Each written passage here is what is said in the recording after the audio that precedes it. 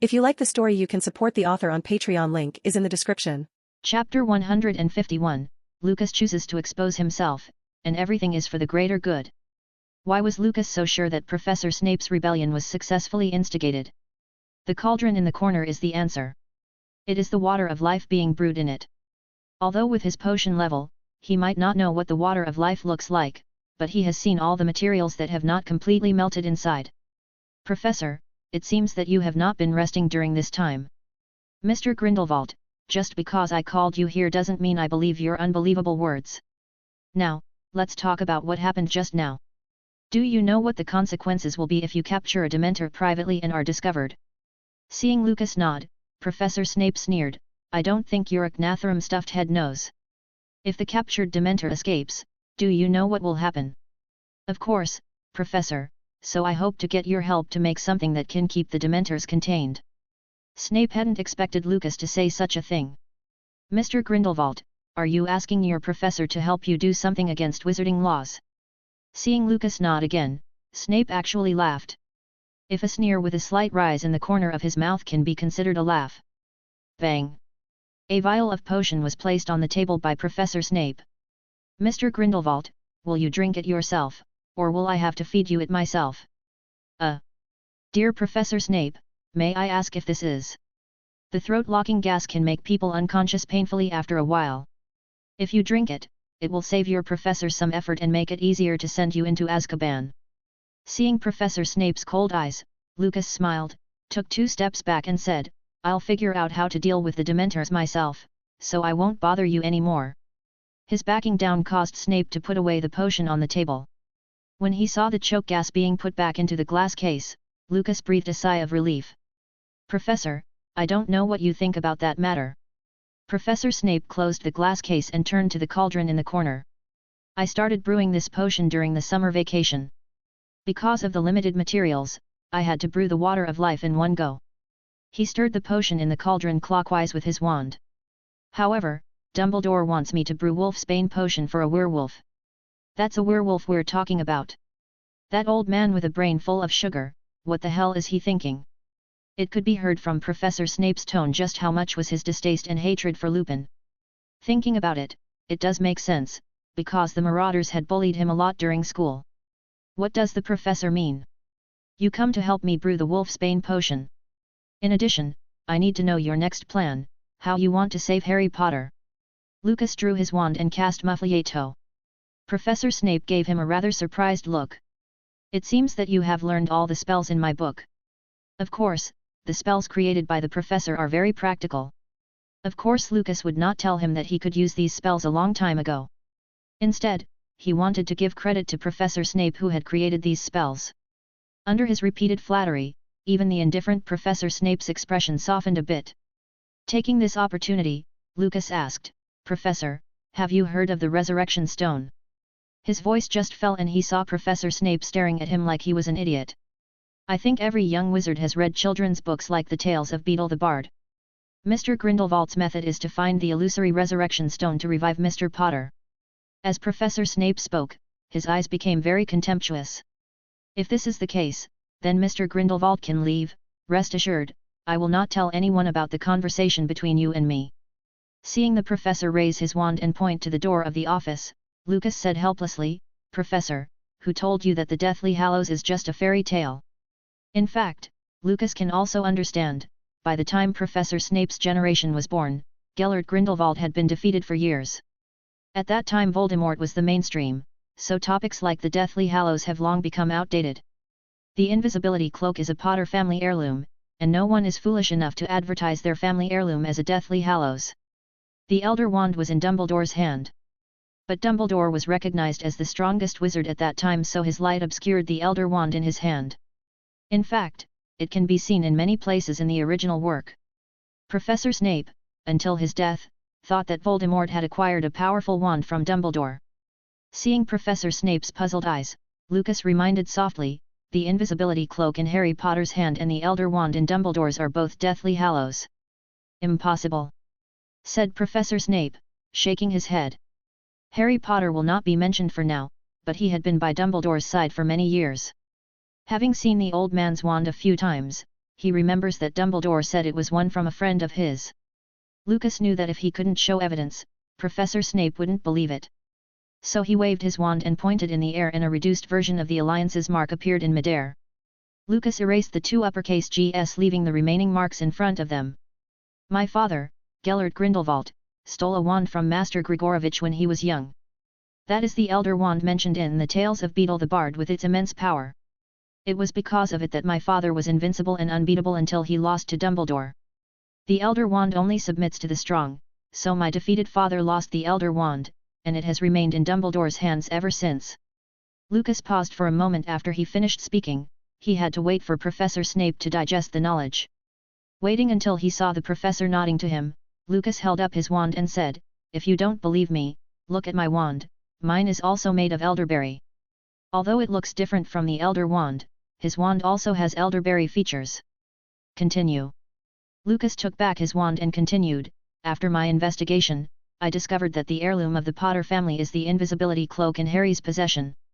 And I also have evidence to prove that the Potter family are the descendants of Ignotus Peverell, one of the three brothers. As for the Resurrection Stone." "How about the Resurrection Stone?"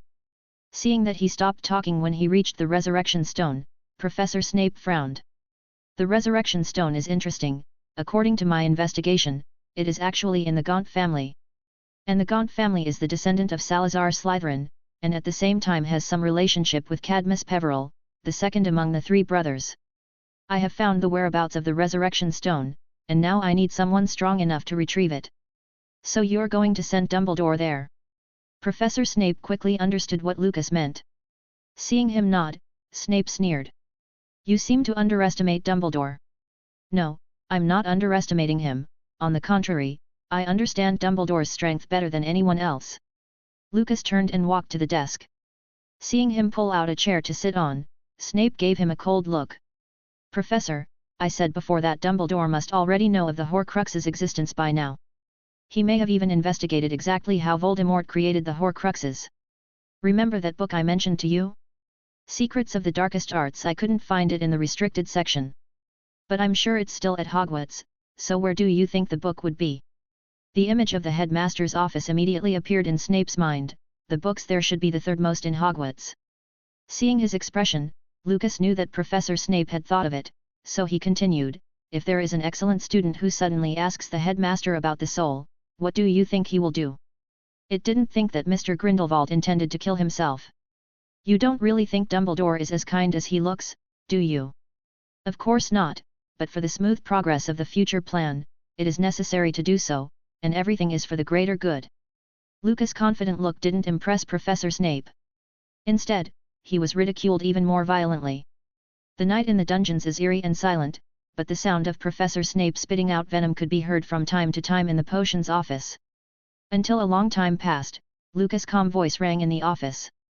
"Since we have reached a cooperation, please trust me. As for whether Dumbledore will do anything to me, it all depends on you, the professor. I can see that the relationship between you and Professor Lupin is very bad, and you seem to hate him. Defense against the dark arts in a few days, I think it's a good excuse. Then I'll start planning and get Dumbledore to talk to me, and the rest will be up to you." After Lucas finished speaking, he turned and walked towards the door of the office, leaving Professor Snape alone with his depression in the office. Chapter 152, A New Way to Get Achievement Points. That Scary Lucas is back. The next day, the continuous heavy rain continued. Gloomy weather combined with visible dementors. It made the students feel extremely heavy. Of course, this does not include Lucas. He is skilled and bold, so he even looked forward to the Dementors coming to trouble him. In this way, they can be justifiably captured. On the morning of the first day of school, Professor McGonagall taught Transfiguration as usual. During the summer before their third year they had to choose electives. In addition to regular courses such as Charms, Transfiguration, History of Magic, Potions, etc.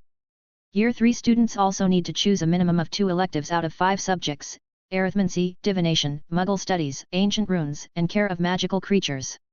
Lucas chose Ancient Runes, Care of Magical Creatures, and Divination. Runes can help him better complete the research of alchemy. And Divination is because of talent. Since he got the awakened Divination talent, it would be a pity not to use it. The last choice of care of magical creatures was chosen entirely for the care of the magical creatures in the secret garden. As for Miss Hermione, who has a stronger thirst for knowledge, she chose all 5 the same as in the original book. Lucas tried to persuade her along with Cho many times together. But Miss Hermione, who is very stubborn in her studies, just doesn't listen. Transfiguration classroom. Children around the age of 13 change very quickly. It's only been a summer vacation, and many people have grown a lot, no longer looking like little kids. Entering 3rd year, the basic courses will be taught together to the 4 houses. This is to make it easier to coordinate the schedules for the elective classes. Listening to Professor McGonagall talking about today's class, Lucas' mind gradually started wandering. Since the end of summer vacation, he never got achievement points again. In fact, in the last school year, Lucas discovered that answering questions in class on weekdays could no longer earn achievement points. This is not good news for him. Have to find new ways to earn achievement points. The thought lingered in Lucas' mind, but he couldn't think of anything for a while, so his thoughts turned to another matter. Sirius Black is missing. Members of the Saints group trailed him into Hogsmeade, but after that they completely lost all traces of Sirius. Lucas guessed that the mutt did not enter Hogwarts through the Honeyduke's tunnel. If so, then he should have entered through the secret passage of the Shrieking Shack into the school grounds. That could be a little troublesome. Hogwarts grounds are so big, so it is not easy to find a dog. Maybe try with Peter Pettigrew? Just when Lucas was thinking of a way to find out Sirius, Ron was also whining under his breath with his buddies. Bloody hell, there's been a fat ginger cat coming into our dorm since last year, I really hate that ugly monster. Fat cat? Why haven't I seen it? Harry asked curiously. Of course you can't see it, because it always comes in the middle of the night. Don't you realize that Scabbers has lost weight recently? It's because of that damned cat. Harry thought about the way Scabbers looked, but he really didn't notice the rat getting thinner. However, when he saw his friend frowning tightly, he felt that it was better to follow his words and nod along. Now that you said it like this, it seems that he has lost some weight. By the way, you didn't ask other people whose cat it is. I asked. Who is it then? Facing Harry's curiosity, Ron looked helplessly at Lucas on the other side. To be precise, he looked at Hermione Granger beside Lucas. It's the pet of the know-it-all girl. What bad luck, why does everything bad have something to do with that guy Grindelwald? Ron's annoyed voice startled Professor McGonagall in the lecture. Seeing Harry didn't pay attention to what she was talking about either, Professor McGonagall's stern voice rang in their ears. Mr. Potter, Mr. Weasley, please stand up. Waiting until the 2 stood up dejectedly, Professor McGonagall also walked up to the 2. Now take out your wands and complete the transformation I just described. The 2 didn't listen to what the professor had said at all. They looked up at the blackboard, but found out that they couldn't understand anything of what was written. Seeing the 2 slowly lower their heads, Professor McGonagall's face became very annoyed. Potter, Weasley, for disrupting class, 4 points from Gryffindor, 2 points each. Still that familiar taste, the first house to lose points at the beginning of each year must always be Gryffindor. Especially during the years since they entered school, this unspoken rule has hardly changed. People from the other 3 houses in the classroom let out low laughter. A single person's laughter is small, but a group of people seem to be very loud. The 2 of them blushed with embarrassment at the laughter coming from behind them. Gentlemen, I don't want a next time. Seeing the 2 nodding, Professor McGonagall asked them to sit back in their seats. Immediately afterwards, she called the student representative who she always calls for demonstrations. Mr. Grindelwald, come and show us please. Lucas didn't even hear what Professor McGonagall was saying. Mr. Grindelwald. Hearing Professor McGonagall calling him again, everyone in the classroom looked to the first row on the right. Harry and Ron looked at Lucas, who was distracted, covered their mouths and secretly laughed.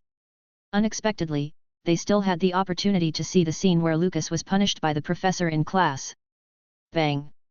Lucas felt his calf being kicked by his girlfriend next to him and was about to ask her what happened. But when he looked up, he saw Professor McGonagall's serious face. Mr. Grindelwald, please demonstrate to everyone what I've been teaching today. Sorry, Professor. Lucas apologized first, then he looked at the blackboard with his wand in hand. He just glanced at it, and he knew it clearly. The wand became very flexible in Lucas' hands. When he waved at the book on the table, it turned into a fluffy white cat. Immediately afterwards, it jumped up into the air, and turned into a flying dove in the air. Then it flew around the classroom for a moment and finally, it swooped into the fish tank on the front. The fish tank, which was originally empty, now not only has water, but also a red carp swimming back and forth. Clap clap clap. Professor McGonagall clapped her hands with a broad smile. Very well, I'm afraid I have almost nothing left to teach you about transfiguration. Hearing such comments, there were a lot of surprised exclamations in the classroom. Because of Mr. Grindelwald's excellent performance, I decided to give Slytherin 5 points, which would have been 10 points, but you should know why they are not. Lucas apologized to the professor again. When he sat back in his seat, a reminder from the system suddenly came to his ear. Ding! The host has gained a new achievement, unprecedented, rewards, 200 achievement points. Lucas turns the system on. Unprecedented achievement, he was rewarded for breaking the record of casting the compound transformation spell the fastest. A distant memory suddenly appeared in Lucas' mind. He remembered that when he had just entered school, also in the transfiguration class, he once made a record-breaking thing. At that time, it was the 3rd place in history, and the system also rewarded achievement points. Break Hogwarts records to earn achievement points. Lucas seems to have found a new way to earn achievement points. And this method is very challenging.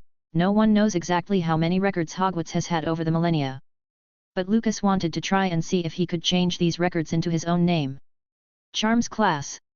Ding!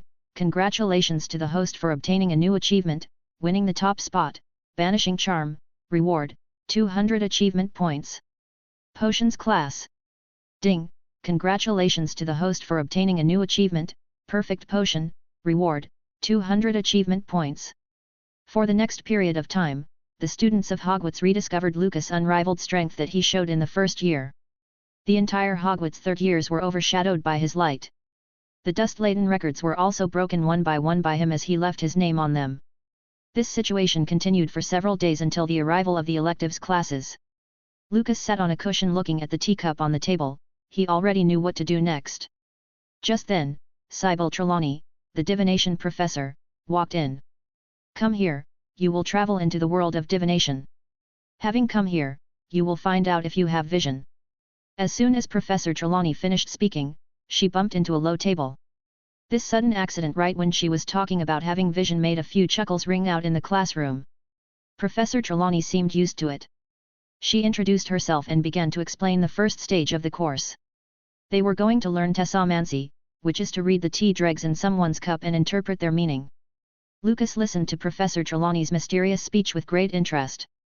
Those who engage in divination and prophecy seem to like to speak in this tone, always being very vague in everything they say. His father is actually quite the same. This is just nonsense.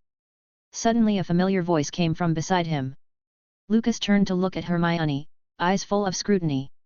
What's wrong? Why are you looking at me like that?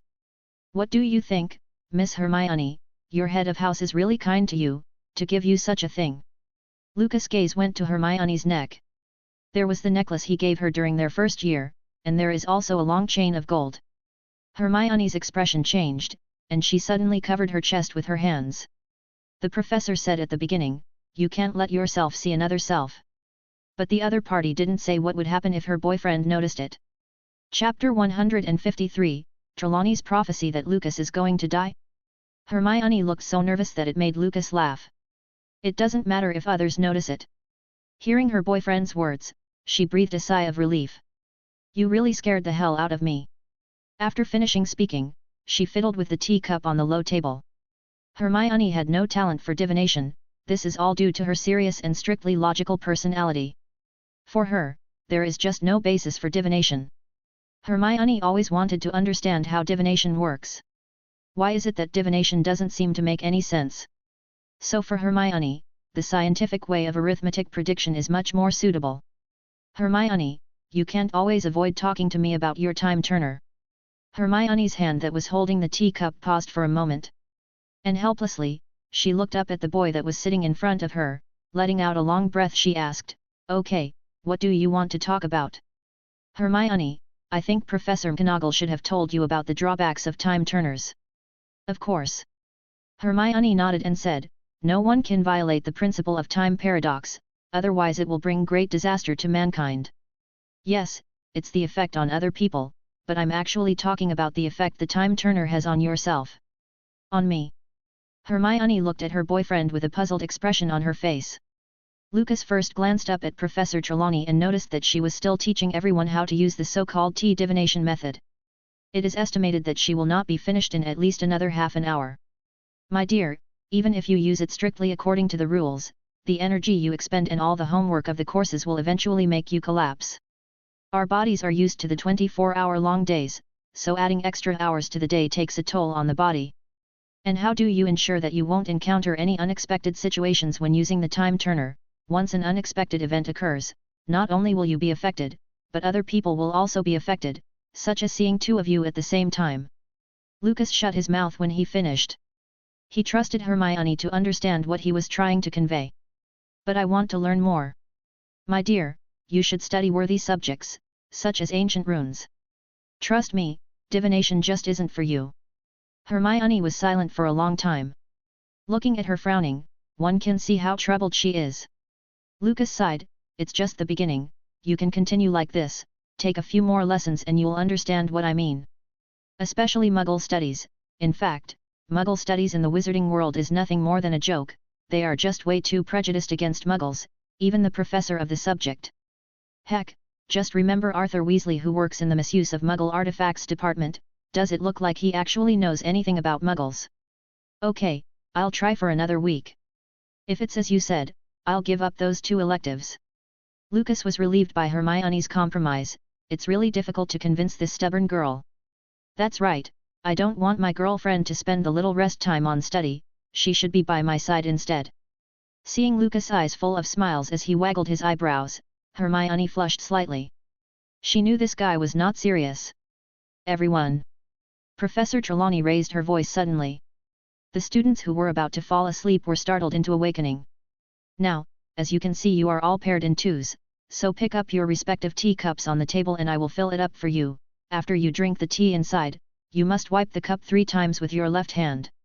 When everything is ready, please exchange teacups with your companions, and then explain what you see according to the content of the book. They all lined up to fill their teacups. Lucas took a sip of his tea and frowned, dissatisfied by the taste. What's wrong? It's a really bad tea. Her boyfriend's comment made Hermione laugh, knowing how much tea he drinks all the time. The 2 of them quickly finished their tea and following Professor Trelawney's instructions, they turned their cups upside down on the saucer, wiped the outside of the cup 3 times with their left hand. Then they waited until the tea inside was dry before exchanging teacups. Oh honey, your tea looks great. Hermione said, glancing at the teacup. Seeing her boyfriend cooperate with her to cast a questioning look, she pretended to open the book and said, "You are so lucky, here it says that you have 2 very beautiful girlfriends and all their love." Yes, very lucky indeed. The young couple's flirting did not consider the feelings of the people around them. But at this time everyone was busy studying the teacup in their hands, so they did not pay too much attention to the 2. Ron held Harry's teacup in his hand as he checked the contents of the book. The pattern in your cup seems to be an animal. Yes, it is an animal. Ron turned the cup awkwardly, trying to identify what animal was inside. At this time, Professor Trelawney came up to the 2. Seeing that Ron was having problems, she kindly stepped forward to help. "Son, let me take a look for you." The thick lenses reflected a bright light. Trelawney looked down, slowly turning the teacup in her hand. She seemed to see something dangerous because the expression on her face became more and more dignified. Suddenly, she threw the teacup violently on the table and took a few steps back, covering her heart with her hands and closed her eyes. Her expression was painful and full of anguish, as if she was hesitating and struggling to say the next thing. "Professor, what is the meaning of this cup?" At this moment, the people in the classroom had surrounded Harry and Ron's table, looking at Harry's teacup curiously. But they just couldn't see why the professor was acting like that. "Oh my boy, there's danger ahead of you." Trelawney came up to Harry and her eyes, magnified by the lens, stared at him firmly. "It's the Grim, dear, this is a bad omen, an omen of death. You will meet death this year, oh poor boy." Trelawney looked sad and returned to her seat after speaking. Harry's face was pale at the moment. He thought back to the black dog he met during summer vacation. He also thought of the Dementors, all these bad memories he saw that day flooded his mind. "Look, Harry is freaking out. Come on, Dean, his death has just been predicted. I actually think that it might not be the black dog that causes Harry's death, but the Dementors. After all, both are black. I think so too, maybe the professor is wrong. The students returned to their seats talking and laughing. Even in the wizarding world, most people distrust divination. Even Dumbledore wanted to cancel divination a long time ago if it wasn't for the prophecy he heard from Trelawney during her interview. So the students' reaction was normal. Probably only Harry took Professor Trelawney's words seriously. Harry, are you okay? Don't pay attention to what these people say. I'm fine, Ron, don't worry, I'm used to it. Yes, he got used to it. Summer vacation at the Leaky Cauldron was even more unbearable than it is now. Harry let out a long breath and let go of the unpleasant memories in his mind. Picking up his teacup again, he was going to continue to ask Professor Trelawney for advice. But when he looked up he saw that the professor had already walked to Lucas' low table where Hermione was discussing the result of the divination just now with her boyfriend. I think there is no basis for this at all. Why does seeing a black dog herald death? Facing his more serious girlfriend, Lucas had no choice but to explain according to the contents of the book. It won't be long before Hermione would drop the course herself anyway. For her, divination is nothing more than nonsense and deceit. Oh dear, I feel your confusion, give me the teacup, and I'll help you take a look. Professor Trelawney's voice suddenly appeared beside them and Hermione looked a little embarrassed. As a top student, she is well aware of how impolite it is to speak ill of a professor behind his or her back. She didn't know if the other party heard it or not. Hermione nervously handed the teacup to Professor Trelawney. At the same time she was curious to see if the professor could see something this time. Actually, she is not the only one who is curious. The others in the classroom even stood up to look at their table better. One of the guys even ran up behind Lucas. Trelawney exclaimed and threw the cup in her hand to the ground. The sound of the cup breaking reached everyone's ears and the divination classroom fell silent in an instant. Everyone stretched their ears, waiting for the professor to say what she saw. Death, a death more terrible than Mr. Potter's. My child, you are so pitiful. Professor Trelawney actually shed tears in front of everyone. And Hermione, who originally sneered at divination, tightly clenched her boyfriend's hand. Lucas. Don't worry dear, in fact Professor Trelawney predicts the death of at least one person every year, but those people are still alive and well. I think the professor felt that one was not enough this year, so she temporarily increased the death quota. Lucas whispered in Hermione's ear. Then he left his seat under the curious eyes of everyone and walked up to Professor Trelawney step by step. What a coincidence, Professor, I also have some divination talents, and I also saw something about you, would you like to hear about it? These words aroused the interest of everyone in the room. Even Professor Trelawney raised her head curiously and looked at the blonde boy in front of her. Chapter 154, Lucas' Prophecy, A Gift to Dumbledore. Hearing that Lucas was predicted to die just like himself, Harry was still a little happy in his heart. However, he didn't see any panic in Lucas' face. He even saw him walk up to Professor Trelawney with a smile on his face. Harry, does this fellow Grindelwald really have a talent for prophecy? Facing his friend's question, Harry shook his head and said he didn't know. From the previous school year, the two have gradually moved away. During the summer vacation, Harry tried hard not to meet Lucas and also declined Draco's invitation to his house. Of course, this is also partially because of Mr. Malfoy. Let's hear what he's going to say. As soon as Harry finished speaking, Lucas started his prophecy. Within 3 years, you will be dismissed from Hogwarts because you cannot make predictions anytime and anywhere. As a descendant of the famous seer Cassandra Trelawney, you will be forced to live on the streets, and no one will want to hire you after you were fired from Hogwarts. Until in the end, you meet a horrible man who ends up taking your life. Lucas said that and grabbed Professor Trelawney's wrist at the end. Through the eyes of foresight, he led the professor to see the scene when she was fired by Umbridge. As for the latter content, it was made up by Lucas himself. However, seeing a part of the prophecy by herself, it was enough for the divination professor to believe in his words. When Lucas let go, tears welled up in Trelawney's eyes. No, she can't do that, Hogwarts is my home, she can't just make me homeless. She choked up and said this sentence. Professor Trelawney looked at the curious young wizards in the classroom and decided to end the class. That's all for today's class, you can leave now. After those words, she turned and walked towards the door in the corner of the classroom. Oh, She can't do that, I'm going to find Dumbledore. The students could still hear Professor Trelawney talking to herself from a distance. Seeing what the professor looked like, all eyes turned to Lucas again. At this moment Lucas was walking out of the classroom holding Hermione's hand. Honey, you never told me that you also have the ability to predict the future. My beautiful lady, I think with your ingenuity, you should be able to discover that these are all lies. You lied. Seeing Hermione's puzzled eyes, Lucas activated the eyes of foresight, and let her see that her O.W.L score was 10 O's. Merlin, this is amazing, how did you do it? Seeing the surprised expression on her face, Lucas just smiled and didn't explain. Mainly because he didn't know how to explain it. After all, his ability can accurately and proactively predict the future, which is a very shocking thing. At the same time Harry and Ron, who left the divination classroom, were also discussing what happened just now. Harry, do you think Grindelwald really has the gift of prophecy? Harry thought of the times Lucas had acted like he knew the future several times before. Somewhat frustrated, he said, maybe he really has this ability. At this moment, he felt a little lost because Lucas has one more ability than himself, and it's an ability that everyone envies. With the end of the divination class, word of Harry's predicted death also spread. There were also rumors of Lucas' prophetic abilities. People learned that Lucas made a prophecy to Professor Trelawney, and successfully convinced her. They all exclaimed upon hearing of this. As for Harry, everyone seems to be reluctant to mention him anymore. For this savior who is always in trouble, everyone has gotten used to it. Well, there are still a few people who care about him, like the twins Fred and George. They thought that teasing Harry was very interesting. After lunch, Harry and Ron were on their way to the castle gates where Professor McGonagall was waiting for the third-year students. Today was their first visit to Hogsmeade.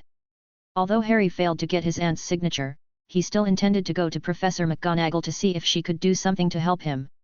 My dear, you have been laughing at your consent form for a long time, are you really that happy that we're going to Hogsmeade Village? Cho looked at her boyfriend next to her suspiciously. As a fourth-year student, she has been to Hogsmeade several times.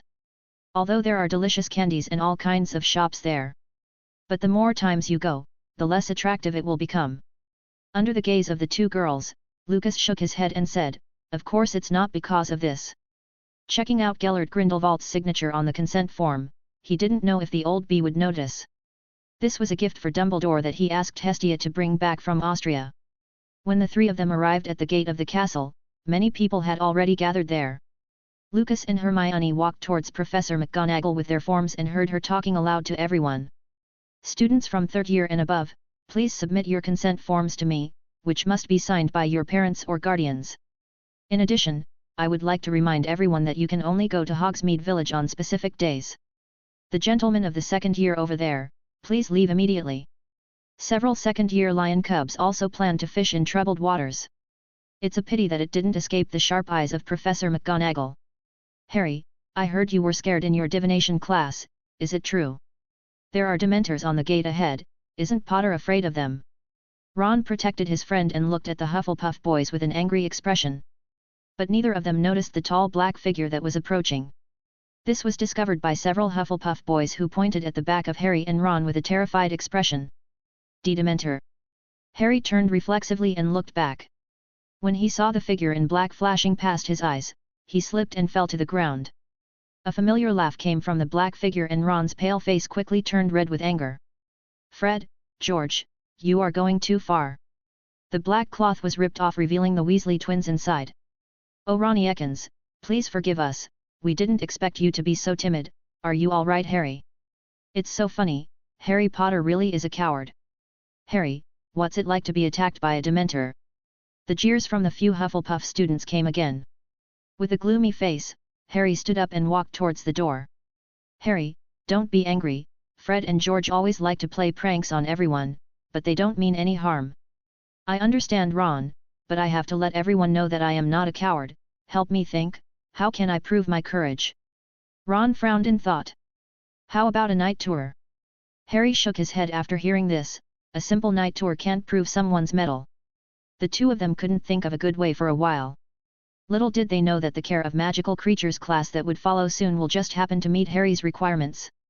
Facing Harry without a guardian's signature, Professor McGonagall was quite hard-hearted. Without a signature, you cannot go to Hogsmeade and there are no exceptions. Expressing herself clearly, she turned and walked into the castle. Harry watched as everyone left the school in groups with a trace of yearning in his eyes. Until the backs of everyone disappeared, he just returned to the castle. But instead of going back to the Gryffindor common room, Harry went to the Defense Against the Dark Arts professor's office. He felt the need to ask more about the Patronus charm. If he learned it, he would not be so embarrassed when facing the Dementors. Hogsmeade. This is a pure wizarding village that was established by the adult wizards who followed the founders back then. After 1,000 years of development, Hogsmeade Village has grown quite large. This place is not as good as I expected. If I knew it earlier, I would have stayed to review the Defense Against the Dark Arts course in the library. I heard from the seniors that the professor this time is very capable, and I want to learn more from him. Hermione sipped her butterbeer and grumbled while Lucas and Cho just shook their heads after hearing this. Apart from Lucas and her family, Hermione's life seemed to be nothing but studies. Thinking about Defense Against the Dark Arts though, Lucas narrowed his eyes. He was thinking about how to make things worse to get Dumbledore's attention. Carefully recalling the scenes in the original book and movie, Lucas suddenly opened his eyes wide. He thought of an excellent solution, a reasonable one even if he made a big fuss. The visit to Hogsmeade Village ended soon. The next day, the third-year students gathered beside the Forbidden Forest for their Care of Magical Creatures class. This was actually Hagrid's first lecture as a professor.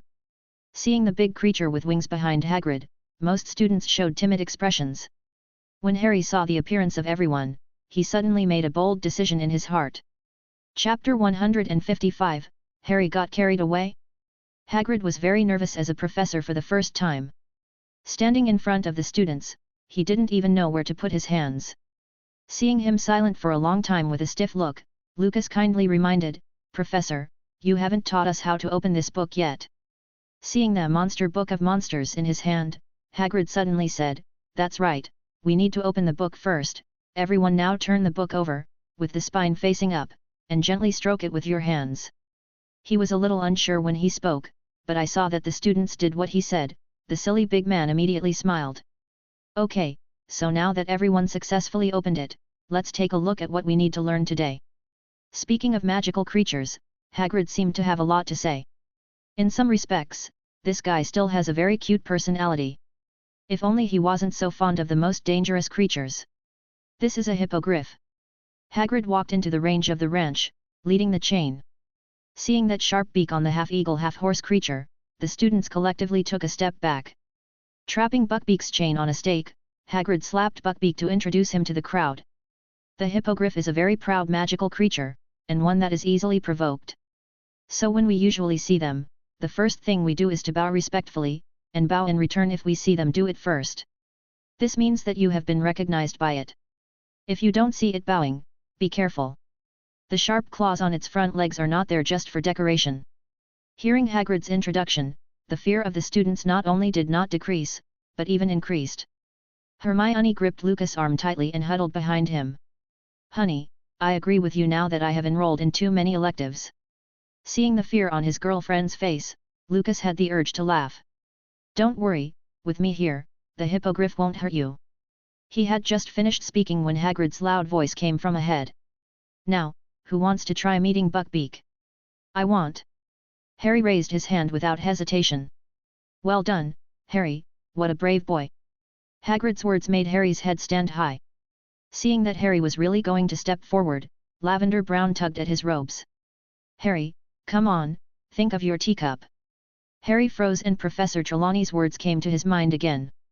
Ron also came to his side at this time, and whispered in a low voice, "We have other ways of proving, there is no need to take such a risk."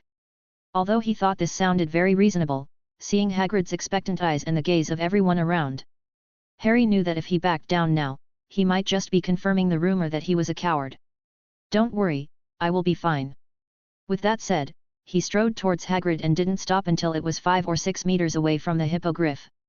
"Very well, Harry, relax now, and look into Buckbeak's eyes, and try to build trust with him." Harry's eyes widened. In order to win the hippogriff's trust, he didn't even dare to blink. After a long time he felt his eyes starting to hurt a lot. Just then, Hagrid's voice came from the side. "Okay, now bow to it, Harry." Harry was very reluctant to do this, but thinking of the group of people behind staring at him, he had no choice but to obey Hagrid's instructions, and slowly bent down. A lot of magical creatures usually have the same ability in common, that is sensing human emotions. So was Harry really bowing down to himself in respect. Buckbeak could detect it easily. Harry lowered his head and waited for a long time and didn't hear Hagrid say anything all this time, so he couldn't help but raise his head to look at Buckbeak. This action immediately aroused the hippogriff's displeasure. "Harry, stand back a little, don't be reckless, you have to bow to it from the bottom of your heart." With Hagrid's reminder, Harry tried again. This time he abandoned his messy thoughts and slowly bowed to Buckbeak. It didn't take long for Buckbeak to bow back to him. A smile appeared on Hagrid's face. "It's great, that was great, I'll give Gryffindor 10 points. The Lions of Gryffindor cheered while Harry's also flashed a smile. "Harry, let's see if he will let you ride him." Hagrid picked up Harry from the armpits as if he weighed nothing and placed him on Buckbeak's back, then he patted Buckbeak's behind hard. After a run-up, Buckbeak spread its large wings that were several meters long. "Woohoo!" Cheers came from the sky. It could also be heard from the voice that Harry was very excited at the moment. Most people in the ranch looked up at the sky. Although everyone can fly on a broom, they were still longing for riding a hippogriff like Harry. That is a magical creature, riding an actual magical creature to fly into the sky, just how cool is that? A group of 13 and 14-year-old teens were chasing the figure in the sky with their eyes from the ground. This greatly satisfied Harry's vanity. "I'm not a coward." Hearing the faint shouts coming from the sky, Hermione asked her boyfriend beside her suspiciously, "What did he just say in the sky?" "Who knows, he's probably too excited." Lucas, who has a pair of pointed ears hidden with transfiguration, could clearly hear Harry's words. Watching him unleash his unhappiness in mid-air, Lucas stroked his chin, thinking about whether to hit him again. His gaze swept towards the direction of the Forbidden Forest. It looked like he had a plan ready. At this time Hagrid whistled, and Buckbeak landed from the sky. Unsure of what to say, Harry didn't speak yet. He saw students coming from a distance giving him a warm applause. Harry's gaze swept over everyone, and seeing everyone's envious expressions, he was greatly comforted in his heart. The haze in his heart was completely swept away and a smile finally reappeared on his face. "Harry, you are amazing." Hagrid's voice came from beside him. On the other side came another compliment from his friend Ron. Harry became the focus of his classmates again, but such a good mood did not last long. He didn't see the person he most wanted to see in the crowd, Lucas Grindelwald. Looking around the ranch for a while, he finally saw the young couple in the corner. The two seemed to be playing back and forth. The cunning Lucas can make Miss Hermione laugh every time. Seeing that the two were not paying attention to his situation, Harry's smile lessened immediately. "Harry, come and tell me how to ride this big guy." Draco, who is obsessed with flying, walked out of the crowd. Seeing how excited he was, he apparently forgot that there was a dangerous magical animal behind Harry. And Harry, who got carried away, also forgot about this matter. He was about to show off when he saw the frightened expressions of the crowd.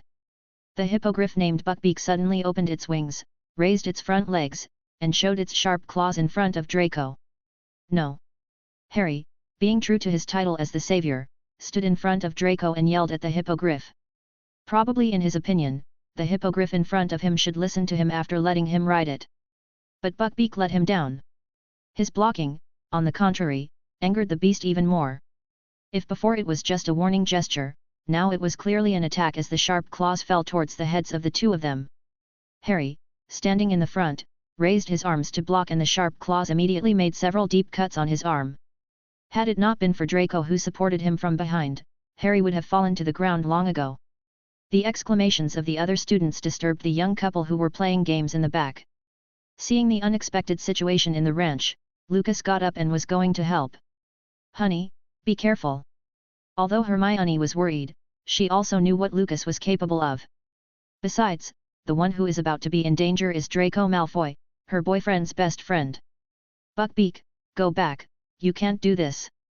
Hagrid stood in front of the two just in time, and his appearance made the hippogriff restrain its claws. Hagrid looked at the two behind him, concerned about their current state. "Are you fine?" Harry just shook his head, not in very high spirits to do anything else. Probably because of the injury, or maybe he just feels too ashamed right now.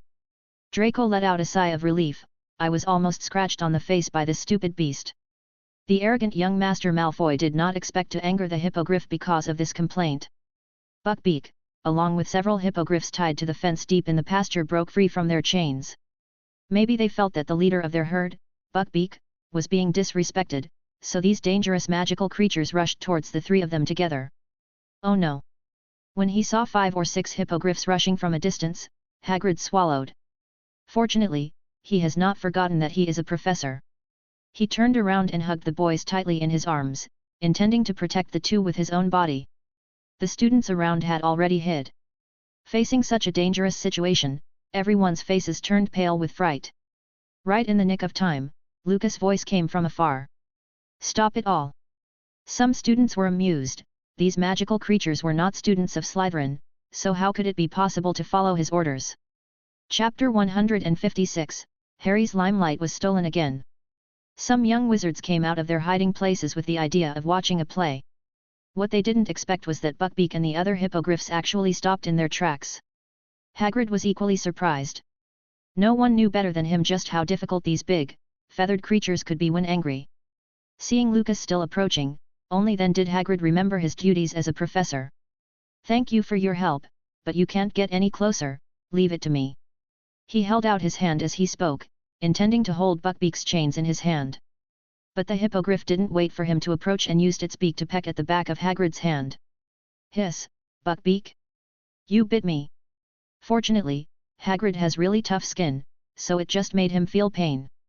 Buckbeak ignored Hagrid's complaints and, keeping away from the half-giant, it went to its own group. Once all the hippogriffs were together, there was a jaw-dropping scene. All of them bent their front hooves at the same time and lowered their heads deeply.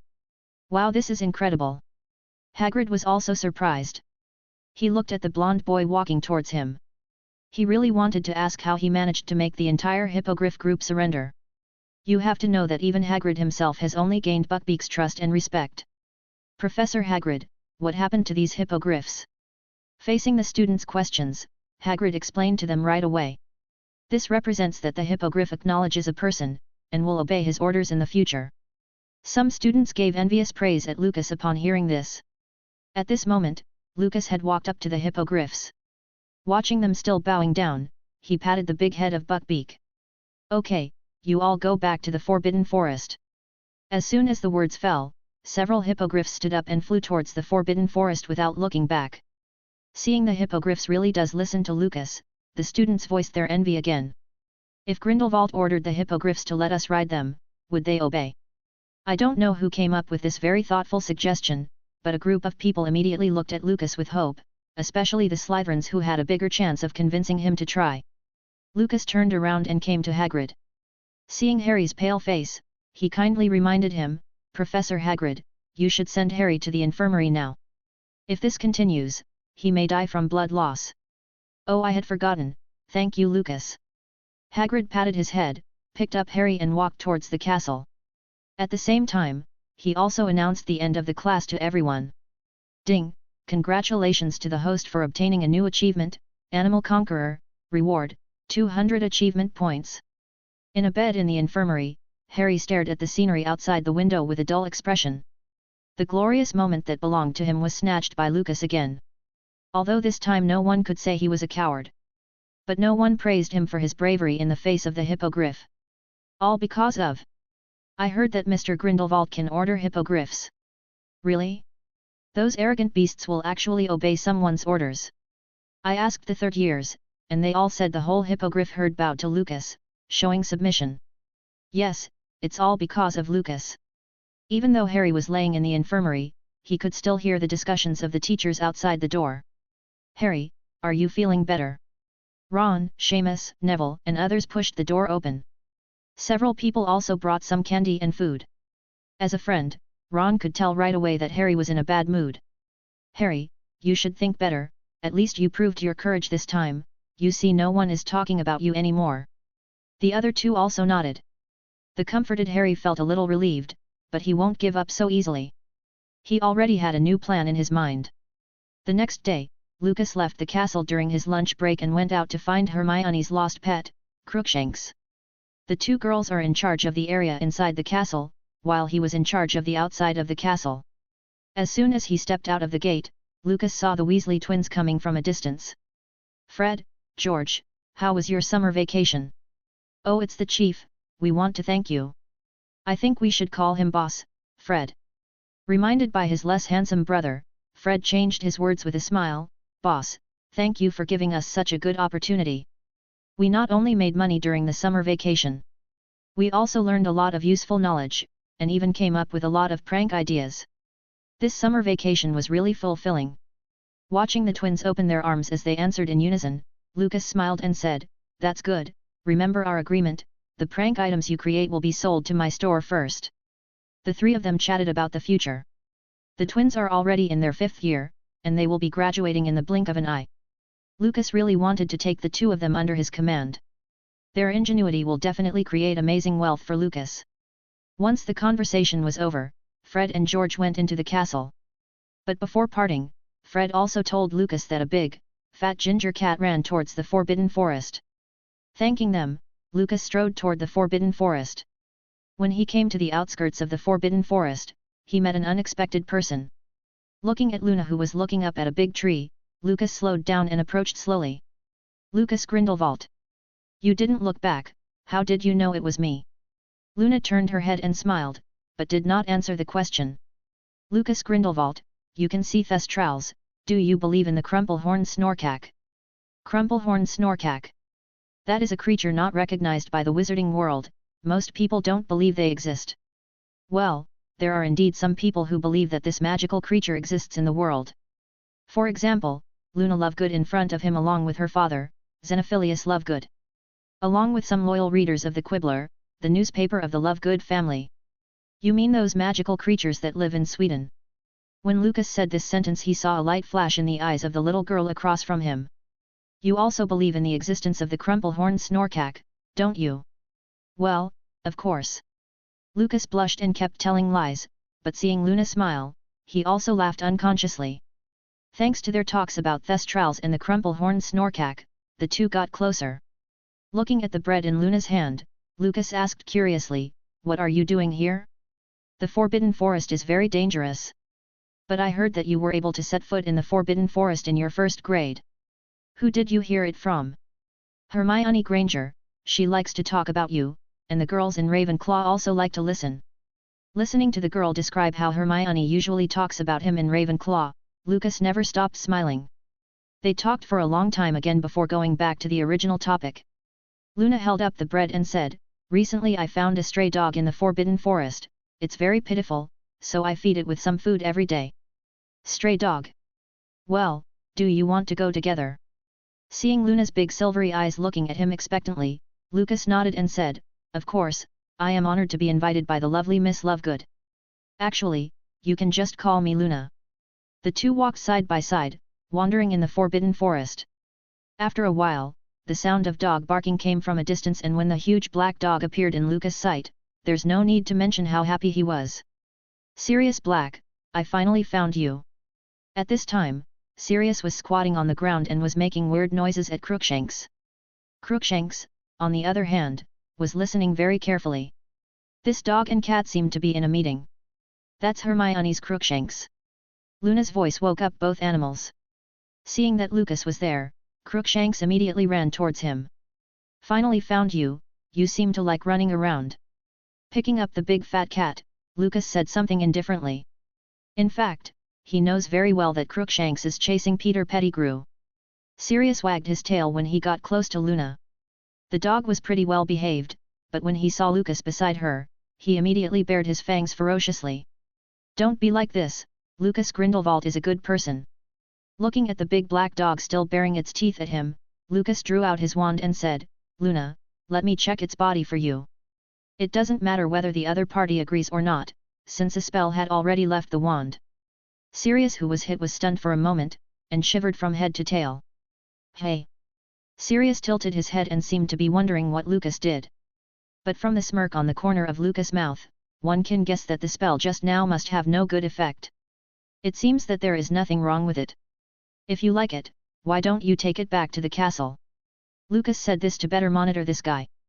After all, the Marauder's map cannot monitor beyond the borders of the Forbidden Forest. Unfortunately, Luna didn't want this. It belongs to nature, just let it stay here. Lucas gave Sirius a sympathetic look. Obviously this was a perfect chance for him to enter the castle as a pet. It's a pity that Merlin didn't take care of him. Just when the two were feeding Sirius with bread, another person appeared not far away. Ginny learned of Lucas' whereabouts from her brothers, the Weasley twins. It took a lot of courage to find him. Ginny, come on, you can do it. Cheering herself on again, Ginny Weasley strode towards Lucas. Chapter 157, Suspicious Professor Lupin. The Black Lake. This is one of the favorite places for Hogwarts students, especially when the weather is pleasant. You might even see some magical creatures in the Black Lake from time to time. Ginny Weasley faced the lake, her face flushed. Behind her is Lucas Grindelwald, who followed her from the Forbidden Forest. Ginny, do you have something you need from me? No, that's right, Mr. Grindelwald, can you teach me the Patronus charm? Ginny turned to face Lucas and said loudly, then blushed when she realized she was almost shouting. A few seconds later, just when she was feeling uneasy, thinking that she would be rejected, Lucas' gentle voice came from the front. Actually, you can just call me by my first name. I can. Overjoyed, Ginny looked up. Only then did he realize that Lucas was standing right in front of her at some point. Looking at the red-headed girl whose cheeks became more and more flushed, Lucas took a modest step back. Seeing this, Ginny felt a little disappointed. Come, draw your wand, and I will teach you. A Patronus charm requires a happy, empowering memory. The power of the spell, in addition to the magic factor, the emotion brought by this memory is the most critical. Lucas explained the main points in detail, then he personally showed Ginny how to cast the Patronus. The two practiced continuously, not paying attention to the passage of time at all. Until 2 hours later. Watching the silver light cast from the tip of Ginny's wand, Lucas smiled and nodded, yes, you are really talented. At the same time, he also praised himself in his heart for his talent as a professor.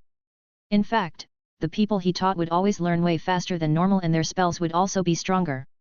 Ginny put down her wand and with a sweet smile on her face, she said, thank you very much, without your teaching, I would not have learned the Patronus charm so quickly.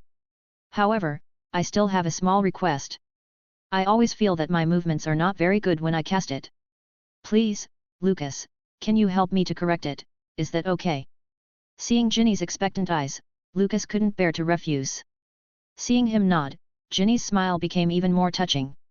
She hurriedly stood by the lake and cast the Patronus charm again. She looked at the blonde boy beside her and thought, it's fine if I can spend an extra minute together with him. She had clearly learned the spell already, but couldn't help herself in finding an excuse to keep Lucas for a little longer. Ginny, absent-minded, became more and more clumsy in the movement of casting the spell. Lucas frowned and reached out to take her wrist. Concentrate. Feeling the breath coming from her side, Ginny almost dropped the wand in her hand. She had to forcibly suppress the shyness in her heart before she waved her wand following Lucas' motion. And in her mind, she thought of the scene in the Chamber of Secrets where Lucas came to rescue her. Now. Expecto Patronum. Ginny subconsciously recited the incantation of the Patronus charm and silver-white light illuminated the nearby lake. The light cluster gradually changed and ended up forming a silver-white horse. Seeing her own Patronus, Ginny quickly let go of her wand. What's wrong? Lucas asked suspiciously. Ginny shook her head, picked up her wand and said, maybe I'm too tired, thank you for today, I'll go back first. Watching her run to the castle with a flushed face, for a moment Lucas wondered why she was feeling so shy. At the same time, two groups of people were watching the situation by the Black Lake from a distance. The first group is Hermione and Cho Chang. Cho said with a light smile, it seems that you are right, Ginny's heart was really stolen by that guy. Of course, in her first year of school, she encountered a terrible thing, and then her life was saved by a handsome Prince Charming. Anyone would be tempted. However, Ginny still needs a good test. Cho looked at the good sister beside her, don't go too far, be careful lest Lucas gets angry. Humph, you just spoil him too much. Cho blushed when she was exposed like that, picked up Crookshanks and fled back to the castle. As for the other group of people, it was a first-year small group led by the little girl Astoria Greengrass. Seeing Lucas holding Ginny's wrist, Astoria was feeling extremely envious. After Ginny left, Lucas planned to return to the castle to rest for a while. But even before reaching the entrance, he saw Professor Lupin sneaking out of the castle. Looking at the direction he left, it was the road to the Forbidden Forest. "I'd like to see how you bring that dog into Hogwarts." Seeing no one around, Lucas tore through the void and arrived at the Forbidden Forest. "Point me." Lucas' wand that was placed on his palm immediately pointed in one direction. What he cast on Sirius before was a spell created by Rowena Ravenclaw. The function is to mark someone, and use the guiding spell to find out the location of the other party. Certainly, this spell has some other minor effects, which won't be introduced for now. Lucas cast the disillusionment charm on himself and walked in the direction pointed by the wand. After a while, he saw the figures of Remus Lupin and Sirius Black. "Too bad I never found the Marauders map with Filch. I'm pretty sure it must have been taken by some other student, and without the Marauders map, I can't be sure what you're saying is true, Padfoot." "Woof." Lupin looked around vigilantly. "There is no one else here, quickly change back to human form." "Woof." The big black dog circled around several times, looking very anxious. "Padfoot? What's wrong with you?" Sirius whined to Remus for a long time and he actually understood. This surprised Lucas, who was hiding next to him. "Is this a special ability of werewolves?" Lucas felt the need to go deep into the Forbidden Forest and ask his werewolf Andrew. After a while, Remus frowned and said, "You mean that Lucas Grindelwald cast some kind of spell on you so that you couldn't undo your animagus transformation?" Seeing his friend nodding constantly, Remus' frown became tighter. Judging from his limited contact, Lucas Grindelwald is a kind person, so why did he use an animagus locking spell on Sirius for no reason? After a while he seemed to have realized something and said with serious eyes, "Unless he knows that you are Sirius Black." Sirius scratched the ground with his front paws anxiously. Seeing his friend like this, Remus comforted him, "Don't worry, tomorrow is the third year's defense against the dark arts class, and then I will find a chance to test Lucas Grindelwald. If he really knows that you are Sirius Black, I will find a way to erase his memory." One person and one dog probably didn't expect that their plotting was clearly heard by the person involved. Lucas smiled silently. "I hope that Professor Lupin will not cry in defense against the dark arts tomorrow." Seeing that Lupin has no intention of bringing Sirius into the castle for the time being, Lucas wasn't interested in staying here, either. Just when he was about to turn around and leave, he suddenly heard Lupin talking about Professor Snape. "Padfoot, Severus is here too, he's the potions professor at Hogwarts." Hearing Professor Snape's name, Sirius looked particularly irritable. "Calm down, man, I'm just worried he's going to ruin our plans. You know, Severus has always been smart and very nosy." Hearing this, Sirius snorted disdainfully. Lucas couldn't understand dog language, but seeing Lupin keep nodding, he guessed that more than one insult against Professor Snape was exchanged. This made him loathe Sirius even more, and at the same time, his favor for Lupin also decreased a lot. "Don't worry, I'll keep an eye out for the ginger fat cat, but this is the last time I'll trust you. If I follow that cat and can't find Pettigrew, I won't help you anymore, and you won't be able to enter Hogwarts Castle." After saying these words, Remus turned around and walked away. Lucas saw Sirius resting under the tree again with a sneer in his mind. Deep in the Forbidden Forest, Andrew was leading the werewolf pack to hunt near their territory. Suddenly, a familiar space rift appeared in front of them. Andrew is already used to this. "Welcome, my master. Get up, I don't like my people kneeling, Andrew." After Lucas finished speaking, he handed over the bag in his hand to the other party. "Inside is the Wolfsbane potion for the next few months." Without waiting for Andrew to thank him, Lucas said, "Seeing that you have nothing to do every day, I will give you a task to exercise your body. There is a big black dog on the outskirts of the Forbidden Forest. If you have nothing to do, go and tease it. Just don't kill it. Do you understand?" Although Andrew couldn't understand why they were asked to deal with a dog, but since they are the words of their master, it is just natural to obey. "Don't worry, master, I'll send some people to the outskirts later." "Thank you," Lucas responded. Then he tore the void again and went straight back to the Slytherin dormitory. He tidied up and walked out of the room just in time to meet Draco, who told him that Professor Snape wanted to meet him. He left the common room and went directly to his head of house's office. As soon as he entered the door, what greeted him was an annoyed Snape's verbal lashing. Chapter 158, The Defense Against the Dark Arts Class is Coming. "Oh, let me see who this is. It's Mr. Grindelwald. Looking at Professor Snape's gloomy expression and listening to his strange words, Lucas immediately remembered that the two seemed to have an agreement. He was supposed to come to the professor's office this afternoon to help brew Wolfsbane potion. This is a bad time. Seeing the change in Lucas' eyes, a hint of scorn appeared on Professor Snape's eyes. It appears Mr. Grindelwald has remembered something, and it's not in vain that your professor wasted hours waiting here. Sorry Professor, I was delayed by something. Oh? What you're talking about is flirting with the Weasley girl by the Black Lake. Lucas coughed dryly and walked silently towards the cauldron. Just as he thought, there was nothing in it. Professor, where are the ingredients for making Wolfsbane? Don't worry, I promise to brew a high-quality potion today. No.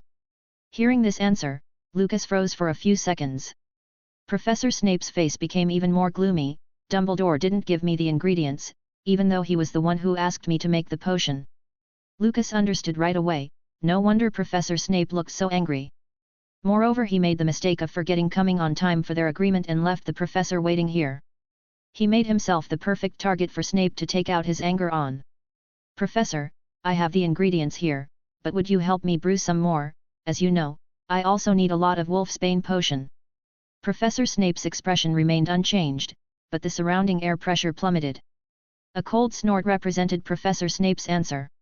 Looking for an excuse to leave the office, Lucas went to pick up some materials needed for the Wolfsbane potion from the secret garden. The garden is so abundant in potion ingredients that they can be found everywhere. The speed Lucas used them probably couldn't keep up with their growth rate. Returning to the potions office. Looking at the ingredients on the table, there was a hint of surprise in Professor Snape's eyes. It seems Mr. Grindelwald has a lot of secrets. When he saw the professor pick up the plants that still had dirt on it, Lucas just smiled lightly. Humph, stop that silly smile on your face. Professor Snape took a bottle of Wolfsbane from his robes and placed it on the table. Send this potion to the Defense Against the Dark Arts office. No problem, Professor. Lucas put away the potion and turned away from the pile. At the same time, Harry, who had just left the infirmary, also came to the Defense Against the Dark Arts office. Oh Harry, I heard you were injured. I was very worried. Are you all right now? Thank you for your concern. I'm fine, Professor. Remus checked Harry's arm and breathed a sigh of relief after making sure that it was fine. He looked into the boy's eyes and asked, the purpose of your visit should be related to the Patronus charm, right? Seeing that he nodded, Remus sighed, Harry, learning needs to be done step by step. You can't learn how to walk before you learn how to crawl. I know you have encountered a lot of difficulties recently, but the Patronus charm is not the only way to solve your issues. Harry didn't seem to understand Professor Lupin's kindness. He sat despondently on the sofa and narrated what happened during the summer vacation. Professor, you probably can't imagine what a terrible summer I had. All the newspapers accused me of lying, but I just told what I saw. I've been living in the leaky cauldron since I inflated Aunt Marge into a balloon. I also had to face those people who come to ask the truth with newspapers every day.